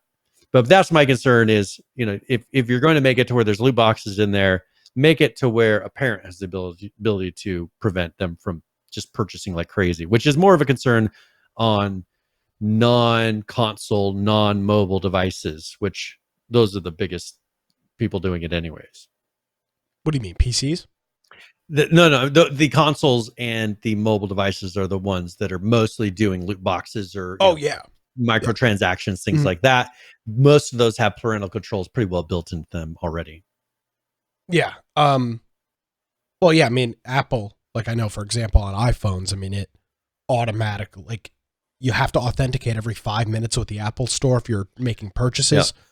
So there's a lot of that stuff, even built into the operating systems, not even the game. So interesting. I'm sure the EU will be one of the first to come down with to restrict it. Yeah, because that's pretty much the only thing that the EU is good for, is regulating and shutting things down. But that's not here nor there. Let's talk about Dead Matter quickly, Brian. I feel like a broken record saying the 0.6 update is going to be coming soon, but don't shoot the messenger. Literally, I'm just reading the patches. So as they say, work on the full version of 0.60 is finishing its completion. They've been working on some final fixes, and they say that while this update won't be super exciting, the things that they're working out for the 6.0 is the 0.6 rather, is their big one. So one of the big issues that they had, Brian, was that was the number of issues with items being saved. So they have a whole new system for serializing content. so that everything is properly tracked and saved. Vehicles, claims, furniture, anything that's in the game is now actually serialized. So they've got unique identifiers for everything that's in the game, and it can now be actually tracked and saved. I would assume that they were using some sort of shared library for this stuff before, and that was causing discrepancies and corruptions and things not being saved correctly. So that's one of the things that they've been working on to really do that. They also went in to say that there was some issues going on with their vehicle systems in both the single player and multiplayer. Again, issues with it being saved. They believe they've resolved that. There was a duping issue with cars. Again, they say that was due to the data not being serialized, so it would think, oh, there's no car here, let's spawn another one when there already was one. So a bunch of issues with that in there. That's pretty much it for this update. They go back into rehashing the thing that we talked about last week, which was changing how items weigh and how that was broken. And that's pretty much it. So that's their update. Still not tempted to play the game. Not at all. I've not seen any updates now they do they show images of a new vehicle that's going to be in the game, but I just haven't seen anything drawing, there was all the hype prior. I own the game, but I have zero desire to play it yet. There's just nothing I've seen in screenshots or videos or anything showing me that the game has anything. It looked good in screenshot, and this is kind of the danger of early access. You can make a good video. Yeah, you can make a good video. You can convince people that you have a fairly complete title, or if you give them, the right kind of screenshots. But then when you get it out there, what I'm more concerned with is gameplay. And 7 Days to Die is that perfect example of great gameplay that looks horrible, but that now they can fix the visuals of it in the end. It's hard to fix gameplay. If gameplay just sucks or is boring or is broken, that's hard to fix. But visuals is a lot easier to fix. So, they're going to have a tough time because what makes the game fun? I've never played from Dead Matter. Yeah. I mean, you run around and you run from zombies and stuff like that. You need people to make the game fun, and just people aren't playing it. Yeah. So I don't know what else they can do at the moment. There you go. All right. So, let's talk about another game that's very similar. Had a small Survive the Nights. Okay. Put out an update. Now they're much farther along, and they've been putting out. Now they started out like that. They started out very slow. They put their first playable test out there, and the thing was really rough. I didn't touch it for a long time after playing that, and now they're getting it to the point where I think they're getting proud to try to get people to play it. Yeah, it's a fun game. Yeah, and so this is their alpha 1.7.36, and this is a hot fix, so it is fairly small. And they've released it to the default branch on Steam, so you'll actually see it if you have it installed now. First of all, the Horde UI now states Horde disabled when hordes are set to config option 0, which would be hordes disabled. They added a wiki link to a hosting guide. So if you're looking to host your own server, that's one thing. Recently, they added the solo play option, and they added the server hosting. A known issue is some machines like vehicles and fires are not working. It says fixed in patch. So I don't know if that's fixed now or if they've gotten to it. Solo play difficulties now affect machine starting component amounts, just to make it either more easier or more difficult. Wire spool and other missing craftables now work again. And then they fixed an issue with starting solo play while another server would break the UI. So, sorry, I missed a word on there. Fixed issue where starting solo play while on another server would break the UI. So that is sure. That is the current patch, and that came out just about a week ago. You're connected to a server, and then you're spinning up a local server to play single player on. Yeah, I would imagine that would cause some issues. And then, so they need to have it to where it disconnects first, unloads that, and then brings you into the new one. Yeah. All right. Very cool. So that is fixed. Do you want to do SCUM now? I just feel like they're all kind of similar style games. Yes, they are. Let's talk about El Scummo here. This is a small hotfix as well. Yes, it is very small. 0499302219 version 2. Oh yeah. All that to say that they fixed a crash related to character creation and fixed the crash related to placing down blueprints. So that's all, folks. That's literally it. So the hotfix title is almost as long as the. Now, one thing they mentioned in here that this is going to be the last update before their 0.5 versions. And what they said that they're going all hands on deck from now on until we have it in release state, so they can bring it to the best state possible. So pretty much you're not going to see anything out till they put out the 0.5, which I'm assuming will have some cool new features and things like that in it, not just a hotfix like this. All right. Well, we'll see what they actually put out. Now, was this SCUM? Now, do you have the book? Didn't you say you'd play SCUM at 5? Or was that another game? That was that was SCUM, but it was previous to that because they were going 4? so slow. I think it was 0.3 or 0.4. Okay. I will play SCUM on 0.3.1. And I ended up playing it December 20th, 2019. Oh. So about a year ago. So it looks like they've been in the .3s for about a year. Well, they've been in the .4s. Well, okay. Oh, so wait, now they're going .5. Is that what they said? .5. Yeah. So in the past, well, okay. So 2019 they hit 0.3.1, and now 2 years later. So it takes them about a year per version. It looks like. I don't know if they do that on purpose or. I could have sworn that. Yeah, again, I guess that was that 3.1 one. That makes sense. Okay. Yeah, because they were on 0.2 or 0.3.0 or 0.2.9s or whatever for a long time. Gotcha. Mm-hmm. Okay. Well, and that's what I was catching. I've played SCUM a little bit. We did it for Game of the Week a couple months ago. Nobody showed up. I ended up playing by myself, and it's just not. Games like that are just not that much fun to just roam around by yourself. Yeah, it's people. You need a bunch of people to make it fun. So, SCUM does have arguably the best features, potentially. It sure has got a lot of them. So does Survive the Nights. Both of those games are very well down the road. But for some reason, with our group, I just can't seem to get a group of people to play it. I can get a couple people for a little bit, but that's it. So it really makes evaluating these on their use case tough because I'm not a solo player. No, I'm just not much of a solo player. And we'll just have to see. I don't know. People are just not into playing certain games at the moment. And we'll have to see. Survival doesn't seem to be. People are playing Valheim, but they're not playing the other ones. Yes. So, and I mean, I'm guilty. I'm not playing Valheim, so maybe I'm part of the problem as well. Yeah. So let's talk quickly about ROE, Ring of Elysium, and they put out a patch on the 11th, and this is their community map vote. So you know how they will go through and vote for a map, and then that'll be a map for a certain period of time.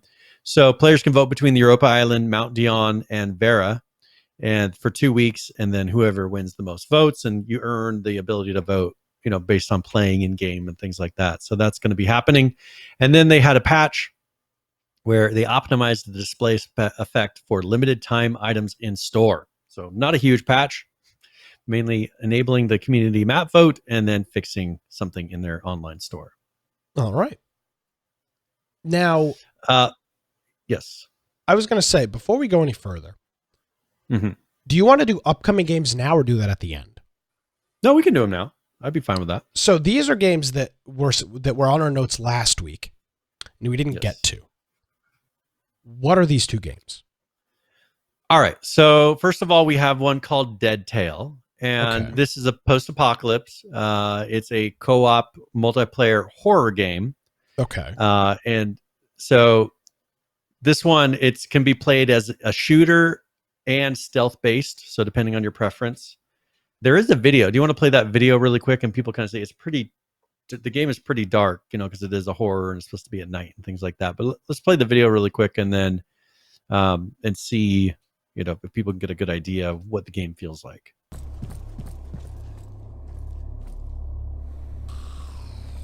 So we definitely hear some zombies. Mm-hmm. And this is a pair of you can see how you could. Yeah, you see how you could do it as a shooter or a stealth game, and if depending on your goal, if you want to go through and try to beat the level or do whatever you're doing without actually killing anybody.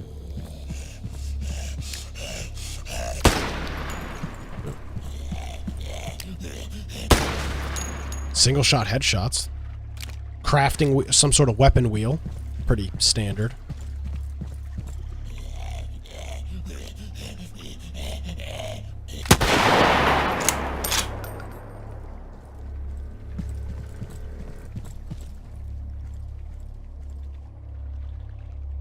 I like the ambient noise. Lots of ambient sounds. Water running. Yeah.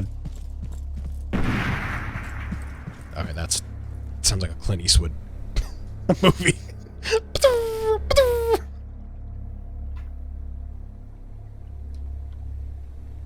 I think this guy got shot at. Yeah, so it's open world. So it is multiplayer. So far I've been seeing like zombies and things like that. What's the goal though? There's no crafting. You sure it's multiplayer? Oh. Yeah. Damn. Yep. Oh yeah, there's a guy up there shooting him on the radio tower. It's PvP and PvE. Well, we'll see. I mean, it'll be interesting to see how well it takes off. I've seen very little details other than video. I don't see a lot of information from them on it. Now, like they say the style of game it is. That looked like gameplay. That did not look like that's gameplay. Rendered trailer or rendered, Unreal Engine stuff. That looked like actual in-person gameplay. Yep. And so that is now there's like a Deadtale that was on mobile and things like that. I don't think this is, maybe this is based on that. I don't know if that has anything to do with it, but there used to be an old game called Deadtale. And I'm not sure if I think that one was like an overhead view. It's a top-down post-apocalypse one. But this is definitely not overhead view. People are talking about Deadtale's coming to PC. It's an overhead. This is not that. So I don't know if this has any link to previous Deadtales, but this is, they just have no information, no details about anything else on it. Okay. Well, I mean, it looks interesting. It kind of got a little bit of a Chernobyl vibe, that game that came out with some of that. Interesting.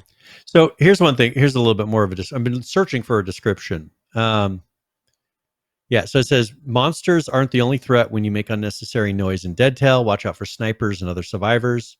Deadtale is a post-apoc co-op multiplayer horror game that can be played both as a shooter and a stealth based on your preferences. You will assume the role of a survivor, building your character towards the survival from from other players and hundreds of monsters roaming the world. Okay.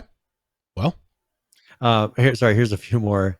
However, your survival depends on your selection of perks combined with luck, as you must hunt down enemies while being hunted by them yourself. Based on your preferences, you determine which tools to use: stealth in the dark, fast-paced bullet action, in an epic showdown against other players, small creatures, and huge monsters. So and it says, here's a funny thing. If you look at their website, I'm looking at their Facebook. They have a teaser here. It says, available on PC 2017. A little bit behind schedule. But this trailer's brand new. Came out like 2 weeks ago. So it hasn't been released yet. But they're supposed to release in 2017, but they are not. But they did create the page in 2016, and we've run into this before. Game development is a lot harder than you think it's going to be when you're not really made too much of a game before, and you're like, oh, I'm going to make a game in a year. No, probably not. Who else found that out? Dead Matter found that out, did they not? Wasn't this the other group that said that they were going to release in a year, and then we're still waiting for them to release a stable client? Yep, correct. Yeah, so that's pretty much it. So that game is not even on Steam yet, so you can't even add it to a wish list. It's just we'll hopefully they do have all you have is that video and a web page and some now they do Facebook have pages. Well, they do have a Twitter as well. So their Twitter is @Deadtale Game, and yeah, they've got 77 followers. Their game is out of Copenhagen, so it is a studio out of Denmark, and currently in early development. So, yeah, as Magoogan says in the chat, it's been a while since we've put out a zombie game, or since we've heard or seen somebody putting out a zombie game, and there's not many of them. This is a different twist on it, potentially. All right, so another one that we have is called Frigid. Now this one, other than the other one was dark and at night. This one is called Frigid. They do have a demo you can download on Steam. It says the planned release date's 2021, but of course you can play the demo now. There is a video of this as well. So do you want to play the video of this and then we can kind of discuss what we see? All right, let's do it.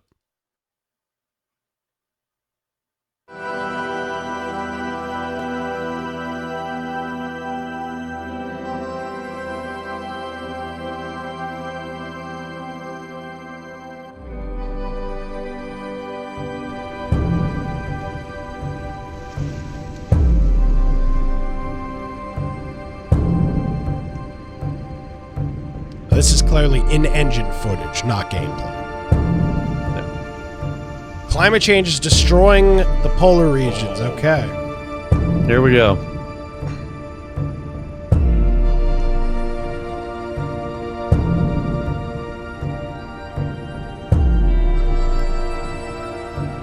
What's contaminating them? I'm trying to figure out, what about global warming is contaminating things? I don't understand. It must be a zombie something. Look at that one.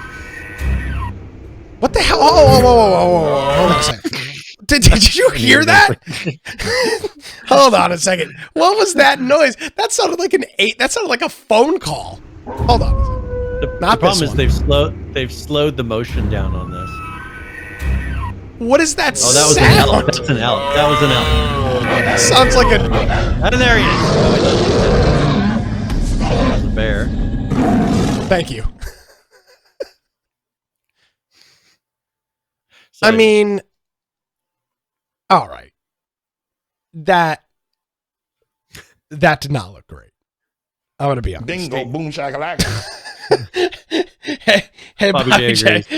Hey, Bobby J, thank you for hitting us up with the 22-month resubscription, breaking the ice a little bit there, literally. Okay, so let me give you the features. Single player. Okay. So it's single player. Okay. Survival exploration, intriguing story, realistic graphics physics. Bullshit, based on what I just said. Wait. No, that's one phrase. Tell me what this means. Realistic graphics physics. What is realistic graphics physics? Is there any commas? No. Realistic graphics physics. Are they saying that the visuals, the Unreal Engine physics are realistic? Which they are. Yes, the graphics are not realistic. Yes, but why call it realistic graphics physics? Yeah, physics is the last they're trying words. to say they're realistic graphics and physics is what they should have said. Okay. But they said realistic graphics physics. They definitely don't have realistic graphics if it's the same video I just watched. So that's not true. Yeah, he said, PH says he forgot the / survival mechanics. Okay. And natural, dangerous wildlife. Okay. So, okay, I do have a video. I know the mod that he used for the animals because when I was doing a YouTube video, a tutorial on it, and I made a bear in there, and I was trying to make a test video, and the bear just like that started chasing me, and he looked identical. So I've had the exact same. This is similar. This game is similar to. I shouldn't say it is.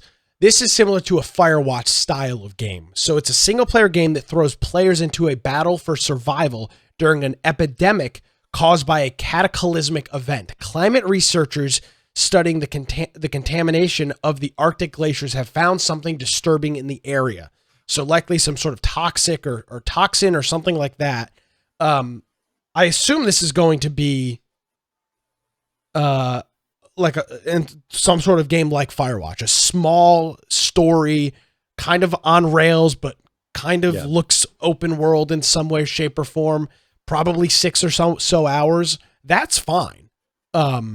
It just doesn't look very good in terms of the graphical quality. It just doesn't. Yeah. It just kind of looks. It looks like an Unreal. It just looks like an asset flip. Really. I mean, it's just a whole bunch. You can see all the cars are from the Unreal Marketplace. I mean, nothing. Well, the animals are from that. The animals AI is from an asset. I don't know if all the snow in the mountains is from an asset. I haven't tried to look for that particular one. So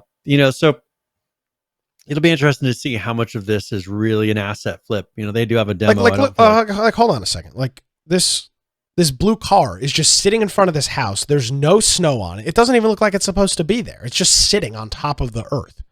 Looks like it's been driven recently. But it looks stupid. It just doesn't fit. It's shining. It's glistening. Yeah, they should. They just bring it back. They just wax it down in their garage during the frigid apocalypse or whatever is going on. I mean, it just looks stupid. Yeah. Yeah. It's definitely. I mean, it's not a big studio for sure. That's fine. It doesn't have to be a big studio. I mean, Campo Santo wasn't a big studio. Started working on it in 2018. I mean, if they could put something out that's fun, like if it has a good story, this could be a good starting point for their, because how do filmmakers make it big? They make a small film, indie film that's not that great, and they start to hone their skills. I assume that's what this is people looking to get into game development. This is their first project. They're getting something that's actually coming together. But yeah, it's just, I don't know why every animal attacks you. It just looks very clunky and just not, I don't know. Hey, yeah, it's that climate change. Got us again. I don't like to be the guy I don't like to be the negative guy, even though I am the negative guy. But nothing about that seems intriguing. Yeah, I mean, it looks pretty rough. It doesn't even look rough. It looks meh. And I'm not going to play meh. I've got there's too many other good games on the market for me to play meh. And it makes you wonder, how much is he going to charge for are they going to charge for this as well? Can't be more than $15. One thing I find funny. Okay, so I'm on their Steam page now. Realistic emotional survivors. What does that mean? Realistic emotional survivors. I mean, are the survivors screaming a bunch? Are they in panic? Are they? What's that? Did they tug on your emotions? I assume is what he's getting at. It's that weird wolf noise that we heard again. This sound effect. that was an L. That sounds like an L. Yeah, but it's so low quality. Like it sounds like it's coming out of one of those kids' toys that's got all the buttons of the animals on it, and you press it, and go moo. That's what it sounds like. It sounds like garbage. It's a speak and spell. Now, what would be more interesting is if like you had to kill each other. Make it a cannibal game. Make it crazy if you're going to go for this. Isn't that illegal? Like you had to kill their players and eat them. You try to eat animals but you fall back on humans if you have to. Something. It's a single twist on it. I know, but I'm saying like NPCs in the game because they said there's emotional. You got some realistic emotional survivors. You got some survivor being emotional. You got to knock them out, kill them, eat them. Emotional. The game's just full of women. The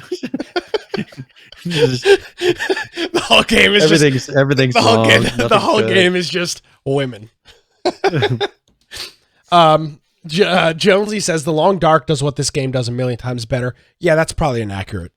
If you're going to do it, yeah. If unless you're just doing this to support the developer. Well, here's the thing, and I don't see this very often. And I'm gonna do this right now, Brian. What's the name of this game? Frigid. There is a demo. Frigid. So I'm gonna download the demo. And I'm not gonna start the download now, but I'm gonna download the demo and see how it feels. Yep. I'm gonna download the demo and let me put it on my list here and then pause it so it doesn't download during the show. And I will report back. Okay. Sounds good. All right. Hey, let's talk. There's a little bit of a follow-up on something we talked about last week. Remember we talked about the day before? That was another game that we discussed. This game broke my Steam. Now nothing is responding inside of Steam. Oh, no. Huh. Is it coming together? Oh, there it is. Okay, we're good. Sorry, right. Go ahead. So we talked about the day before, and that was the one where it very much what was that game that we played? Starts with the D, I think. No. The one that's set in Washington, D.C., the last one. And the first one was set in New York. Talk about the Tom Clancy games? Yeah. The Division? What was that one? Division, yes. Oh, okay. This is a D. Division. Remember the one we played last week that looked a lot like Division? Oh, yeah. The visuals.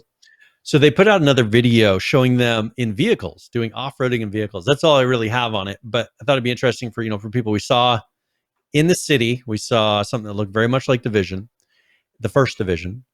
Yeah. And this one is a very different environment to kind of just show, the Division, it was pretty much all city. There was not, now Division 2, they have a little bit different. But first Division was all city. This one shows some more being out in the mountains and definitely not a city environment. So let's play this, and I thought it'd be interesting to kind of compare to what we saw last time.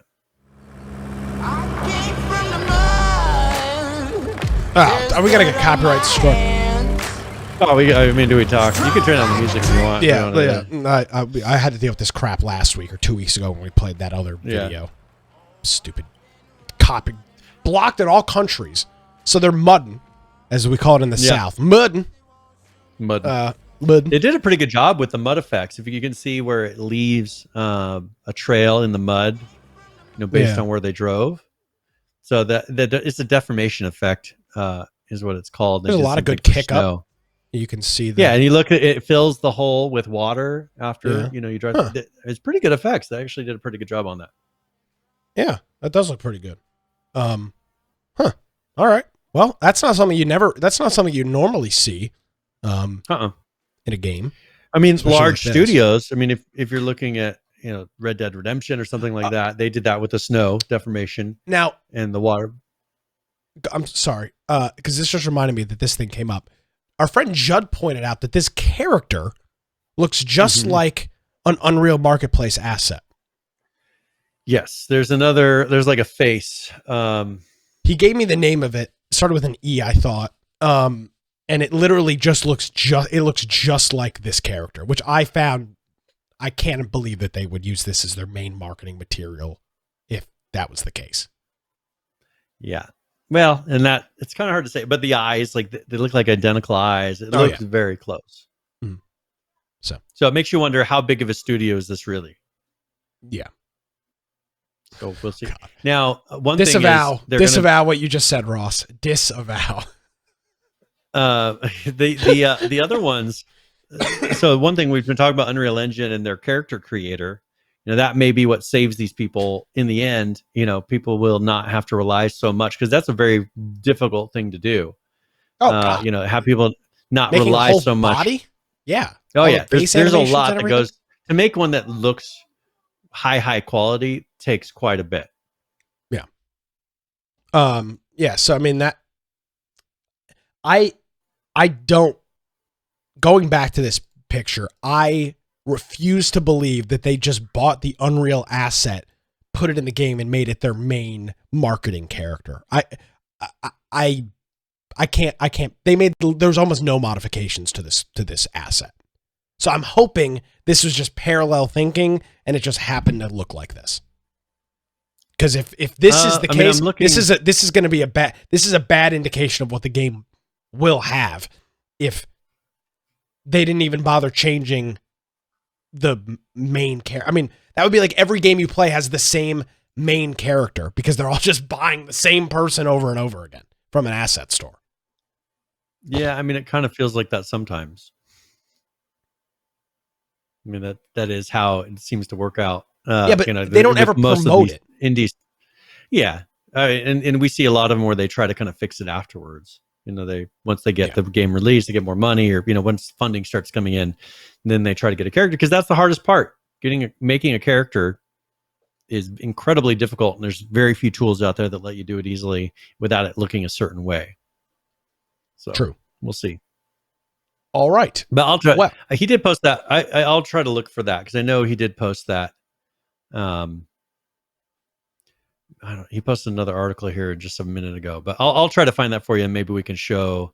Okay, yeah, we could do that screenshot afterwards. Yeah, we'll do that before we wrap up the show here. Let's talk about last Oasis real quick here. We've got hotfix 1.4.35724. The changelog: firebolts and hellfires currently disappear quickly after being shot. We will have a fix shortly. Don't know exactly when. Soon TM. Walkers: they fixed the panda walker having an odd number of water slots. Structures, they added the defensive tower back with all the fixes and increased cost. They fixed an issue with the lumber mill sounds. They also fixed harmful effects damaging players in the trade station. They fixed trade station protection resetting. That would protect you from not getting damaged. In terms of grappling, they fixed an issue with having to press reel in again after grappling. On the UI, they fixed zooming out the tech tree. They added a 3D preview for the equipment screen. They fixed an issue with the Rupu turret container placement. They fixed an issue with picking up dropped containers, bottles, pouches, etc. Fixed having to double click to craft. Fixed various reported issues with the clan screen. Removed sounds when hovering over stuff with mouse. Fixed some tutorial text issues, moved remaining walker to walker inventory screen, fixed anonymous tiles not working with Scout Quest, and then the last thing on the UI was fixed interrupting packing/unpacking. In terms of PvE, they improved Killen's brain functions. I assume that's some sort of NPC, and then adjusted loot box from Rupus and totems. Achievements, they fixed achievements not working. Visual, metric ton of improvements, fixes, and optimizations across the board. So a whole bunch of visual changes.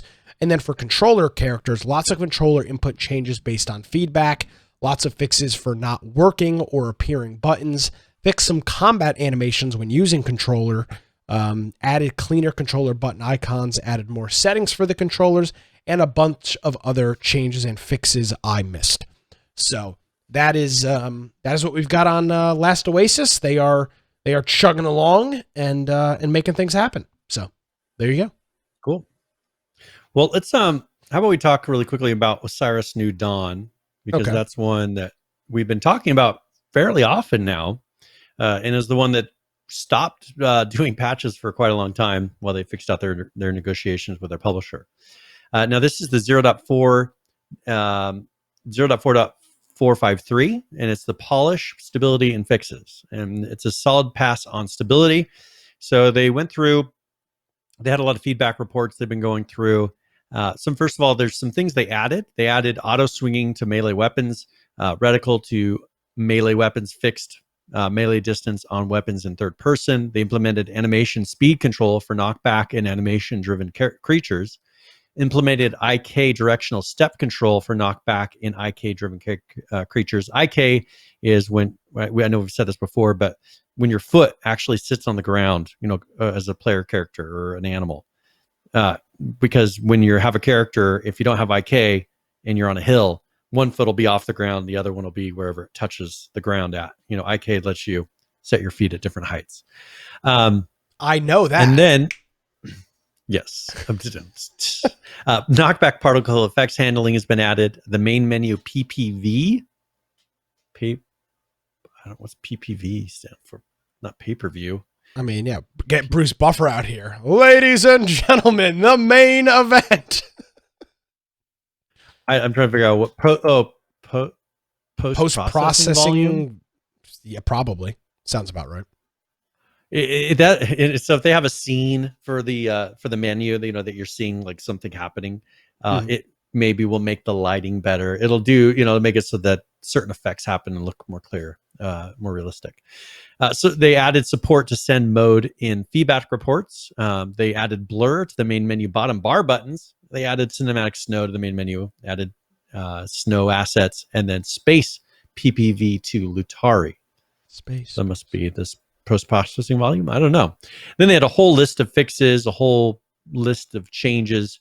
Then, they removed a few things that weren't needed anymore. Now, I put a link to once again, the roadmap for people that are interested, because if you haven't gotten into this game, it might be worth checking out now and see, especially when they throw a sale on there. But take a look at the roadmap and see if it's something that you'd be interested in. If you see anything coming in the next couple months or, year, that would make it a game worthwhile to get. Because I'm assuming they're going to probably have the game on sale a number of times, trying to get the player numbers up and people hearing about it again. And they're also working on getting it on console as well. So that is a lot of things coming in the future for it. That is Osiris New Dawn. Let's do a quick wrap here with Miscreated. Very quick update on this. Fixed the new cloth trader in the outposts. Exported the island map again to fix some missing grass. So this update is going to this update will be huge because it's the entire map in all likelihood. Fixed fixed the greater than 100% spawn chance with the random gnome spawner. So I don't know how that would work mathematically. And then fixed a possible dupe issue with the kiosk when the server is unable to connect with Steam services. Yes, that would be a great way to dupe items, right? Because the whole inventory system is using the Steam thing. Coins. Yeah, using the coins and depositing them in your inventory. Interesting. Yeah. And by the way, and then this other one is the Amagla Adino, which is like an Arduino looking thing, can no longer be stored / retrieved from a kiosk. So I guess you can no longer store those. And one thing was odd. I found these patch notes, in our Discord where we have them posting. They didn't post this anywhere else. Like they didn't post this patch on their Steam page, on Twitter, anywhere. So it's kind of weird that how they've they're making it incredibly difficult to be able to find their patch notes anymore for this game, which is just odd. Yep. And by the way, what's happening? A perk of being an Infection Podcast Prime supporter on Twitch or on Subscribestar is access to the same channel in our Discord that pulls in a bunch of patches from all across the internet and a whole bunch of games that we talk about. So, yep. All right. So yeah, that's Miscreated. Let's talk about Atlas here for a minute. Okay. And they put out a patch there, 523.8 patch. And this is the land claim changes and other improvements. So first of all, they're altering a lot of some of the mechanics and improving some features in this patch. Mainly, they're introducing the new land claim system for lawless regions. You go find some land, you claim your tower, and defend the territory. Also in the patch is a new seahorse saddle to ease the ride of their spiny friends, as they say, buffs to our latest ships and the quality of life adjustments. So on here, the new land claiming, the claimed areas visible on the map. Claim towers may be seen through concealments with a spyglass. Claim towers cost island points. So starting at 4 and maxing around 8, and you may claim armored docks and the ship inside them. The new land claim tower, claiming takes about 45 minutes without interference. Enemies may damage the claim tower while it is building to slow its progress or destroy it. Players may repair the tower for 2% health every 5 seconds, and it costs 100 gold. And then if a competing tower is built within the radius before the tower is complete, it is immediately destroyed. A new structure, the water claim tower, takes about 30 minutes without interference and may be repaired like the land claim tower. One thing is this must be placed within already claimed water. It extends the claim radius out to sea to protect your harbors, is what it does. Then they have the new seahorse saddle, makes it so you can ride the seahorse. Also, they have put on here what it costs to make it. The Majestic Kraken cannon damage increased from 150 to 160%. Starting crew increased from 14 to 22. This is that Majestic Kraken. This is that new ship they put in. Then they had a couple bug fixes for it. The ramming galley has been adjusted as well. And then the ship. So ship respec option is now available in the ship stat menu. So you can pay 2,500 gold, respec your ship. And then they can be respec every 48 hours.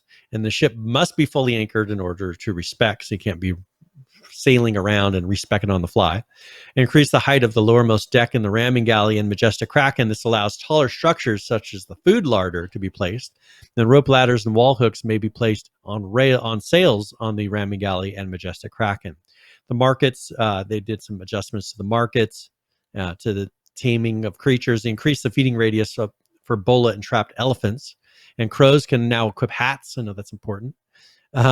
NPCs will no longer target grenades. And then there's some other fixes here. So making a lot of tweaks, adding some new things. They're still working on Atlas, but I still don't hear people playing it. I couldn't remember what the Atlas Seahorse looked like, Brian, so I just looked it up. And while there's in fact no pictures of the actual Atlas seahorse, just a couple of search options down is some furry fan created art. So I mean, there are apparently no pictures of the Atlas seahorse, but somehow this is like the 7th result on Bing. So got to work on your SEO there, Atlas. I mean, I can't imagine that how many people are searching Atlas seahorse. And now they're getting a bunch of furry seahorses. Well, that's kind of what's coming up. So, yeah. Thanks. All right. Let's see. So we haven't done Conan Exiles yet, have we? We have not. Yeah. They had a pretty so big update. let's go ahead. Yeah. So this is the 2.3 update. It came out on the today, the 16th. Now that's in Europe, so it might have been yesterday. In here, first of all, they've been making improvements to the Isle of Sipta based on a lot of feedback that's been happening. And they say that they prep the island with brand new NPC camps for major faction from major faction camps to small outposts, as well as a new points of interest to make exploration a new journey. Within these camps, we've also introduced new activities to make each of your trips a repeatable experience. For instance, you can now rescue caged prisoners to add them to your ranks, or you can loot the corpses of scouts carrying valuable information someone will pay a hefty price for. So quests, imagine that, quests in a game. That's amazing. Wait, why need quests when you can just do useless, meaningless tasks all the time? Quests. Yes. Brian, so I think that's quests. good, yeah. You need to eat and drink. That's all you should ever be concerned about. Take your vitamins. You shouldn't have to be concerned about quests. Well, you figure like something like this is so easy to add in, and it makes sense in the game. You know, you run across somebody who's maybe dying, you find something that they had, you return it to the owner, whatever. Yeah. So someone will pay a fee for that, and this can be and more can be found within the new camps and point of interest introduced in this 2.3 version. They're also revising some existing features to make them more appealing and rewarding, such as vaults, which have been revamped into level 60 dungeon romps with new enemies and loot, or the storm, which can no longer destroy your buildings within. But it is now also housing one of the new factions, and surges have received a facelift as well. On top of that, we are substituting the wild surge mechanic for the purge, which will now challenge your defenses as in the exiled lands, as well as be a valuable source of thralls and fragments of power. These fragments of power will also let you explore the interior of the world of the Tower of Sipta. So on here, so the new camps, updated vaults, storms and surges, new purges and treasure chamber. They've added in sprint attacks, and then a new single player offline mode they've added in here. So you could actually play single player without a connection. So you can play without having to spin up your own private server or anything like that.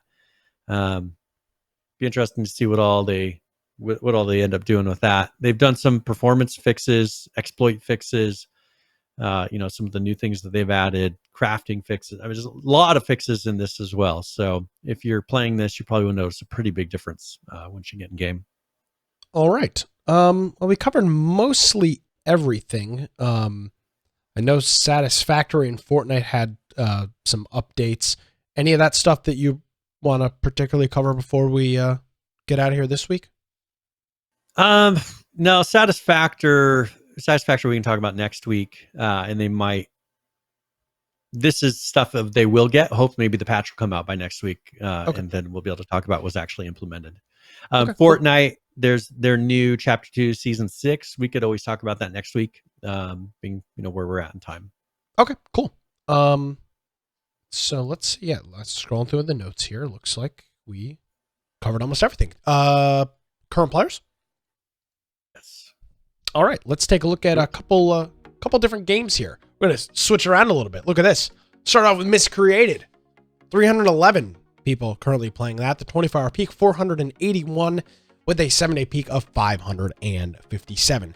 Taking a look over at Ark, currently playing 40,770. The 24-hour peak, 59,407, with a 7-day peak of 76,733. Taking a look at Rust, currently playing 77,092. The 24-hour peak, 109,533, with a 7-day peak of 141,353. And let's take a look quickly at 7 Days to Die. 15,280 individuals currently playing that.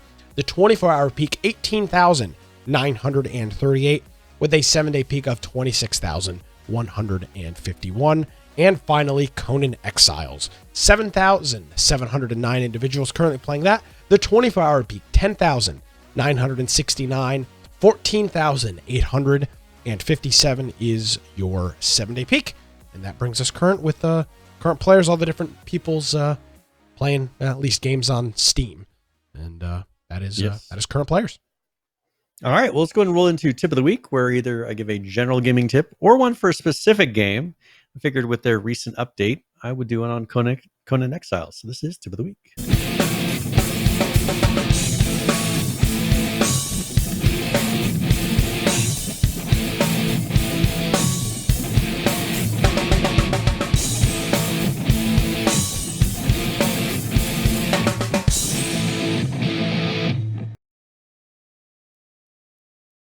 All right, so on Conan Exiles, first of all, I just figured I'd go over some of your options if you haven't played it yet. We played it for a bit as a group and had a lot of fun with it. But there's a lot of people who play this game for very different reasons. So you need to find what the correct server style is for you. You got people that are playing PvE, and that's a lot. Most people that we've run into, they enjoy the building and all that aspect, not so much into the PvP. But if you are not into the building so much and you want to just go try to hunt down other players and kill them, take their things, then you need to find a PvP server. One thing, if you like slaying virtual enemies and not real people, go for PvE, or the new option that they just released with this patch, the solo option that hasn't been available before.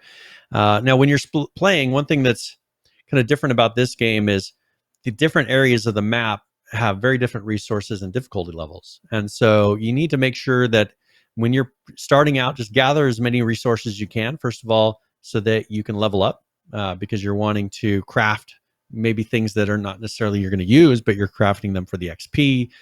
You're gathering things to build, pieces of your starter base, your shack. That will help you to turn around and get a lot of XP from building and placing because every time you place a building part, that gives you more XP. So your biggest goal is get those initial 10 levels or so out of the way, 15 levels out of the way, so that you can move on to the next zone and go to a place that has better loot. Because the beginning area, sure, you have a lot of the basic loot. You have, the sticks and all that. But once you go up to the north and get away from that starting river that's at the bottom of the map, there's a lot of resources that you cannot get at the bottom of the map. So I would encourage you, get your level up, maybe build a small starting shack at the bottom, get it to where you have enough resources and levels to get up there, and then start moving and get to a place that's actually better. Build a bed. Definitely, first of all, you want to build a bed so that you don't have to run from the starting area. So hopefully that helps you out. If you haven't played that, definitely check it out. They've been recently acquired by Tencent. We'll see where that goes. But it seems like they are starting to add more features and using that funding a little bit to get going. So hopefully that helps you. And that's Tip of the Week. All right. Thank you very much, Brian. Appreciate that. Do we have a winner of a game giveaway? Yes. PH has won. Oh, so congratulations. Wow. I'm sure he's going to want the Epic Games. I would only give him the choice for the Epic code. If I were you. Cruel and unusual punishment, as we call it. Yeah. So hopefully he enjoys that. So if you do, Control, I played it a little bit. I do have it on console. I've watched my nephews play it quite a bit. It's a very unique game. If you enjoy it, let us know. But this is one that was exclusive to the Epic Store and now has just recently gone to Steam as well. There's some showboating going on, and he does want the Epic Games Store version. So a little bit of showboating going on in chat.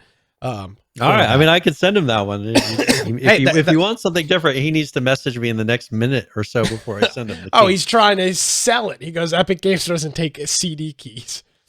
Yeah, I don't know how that works.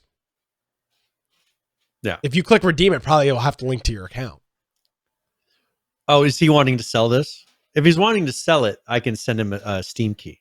An actual key, not a link. Well, no, I don't think I think he's wondering, how do you redeem a key in Epic? There's no serial. There's no keys. Oh, I don't know. They'll probably give me instructions or a link or something. But you probably have to, I'm saying you probably have to link it to your Epic account and like log into your Epic account through Humble Bundle. Yeah, you'll have to log into your Epic account. I mean, it's the same thing you do on Steam, though. I mean, you log in, you redeem a key in Steam. Oh, you do the exact same thing. No, he wants it. Okay. All right. Well, if you want an Epic, you guys can figure this out. Games, I will do that.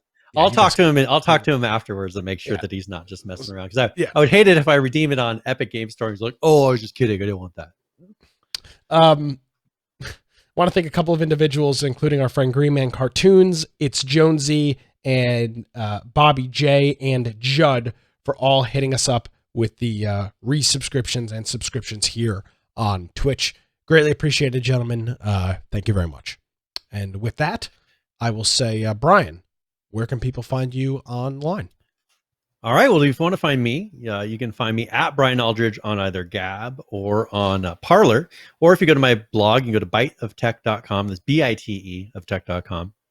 Also, you can go to our website, go to infectionpodcast.com and check out the right-hand side. Join our server on Discord. That's the primary place you can come and hang out and chat with us. On there, we have our news channel. And one really helpful thing that a lot of you do is you submit articles and videos and everything to that news channel. It really helps in prepping the show.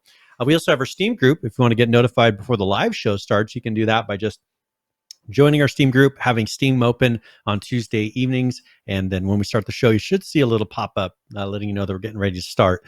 If you want to watch the video form, we have our Twitch, we have our YouTube, our BitChute, and DLive forms. And then also the podcast extras that Judd does, if you want to check out some of our pre and post shows that we do. If you want to listen to the audio form, you can do that at the lower right-hand side. Just pick out whatever platform is most easy for you to use. It can be the desktop apps, mobile apps, all kinds of different things. And then show notes. If you want to follow along while you're listening, you can do that through our show notes. We have links for all the articles, everything we've discussed throughout the show is linked in there. And there's a video player and an audio player built into those pages. If you want to support us, you can do that through the support tab up top, or you can go to infectionpodcast.com/support. Or if you'd like to go directly and get a link, you can go to amazon.infectionpodcast.com or humble.infectionpodcast.com. Those will take you right to those stores and give us credit for purchases that you may make. And then, that's I think that's about it. Is there anything else we need to cover before we roll out? No, sir. Just subscribe start on subscribestar.com/infection podcast. I'll get a link up there on the website this week for that. Cool.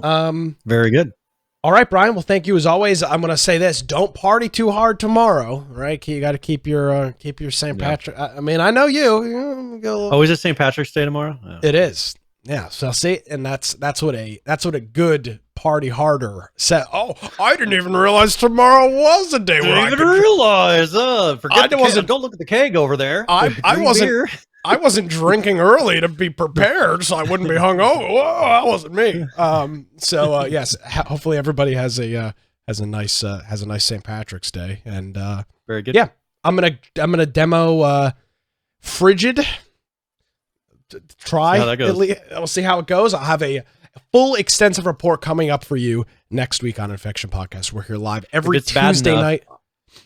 If it's bad enough, what I may try to do is recreate their game in like a week from the Epic Game Store, from the marketplace. If it's bad enough, if it's that bad, I will do a little contest to see if I can replicate similar to what they've done in like. This show is rapidly turning into nonsense, which is fine because I mean, really, nobody cares about any of these games anyway. So, all right, we're live here every Tuesday. Hopefully, you'll join us next week. Brian, thank you thank you very much as always, and we'll see you next week. Yep, see you later. Okie doke, folks. Well, that is going to do it. My name, as always, is Nick Craig. You can follow me on Gab at Nick. My political rantings are available at atnshow.com. Of course, if you missed any portion of this program, you can get links, show notes, videos, pictures, all that fun stuff. It's on our website, infectionpodcast.com. Thank you so much for joining us, everybody. Have a great week. We'll see you next time.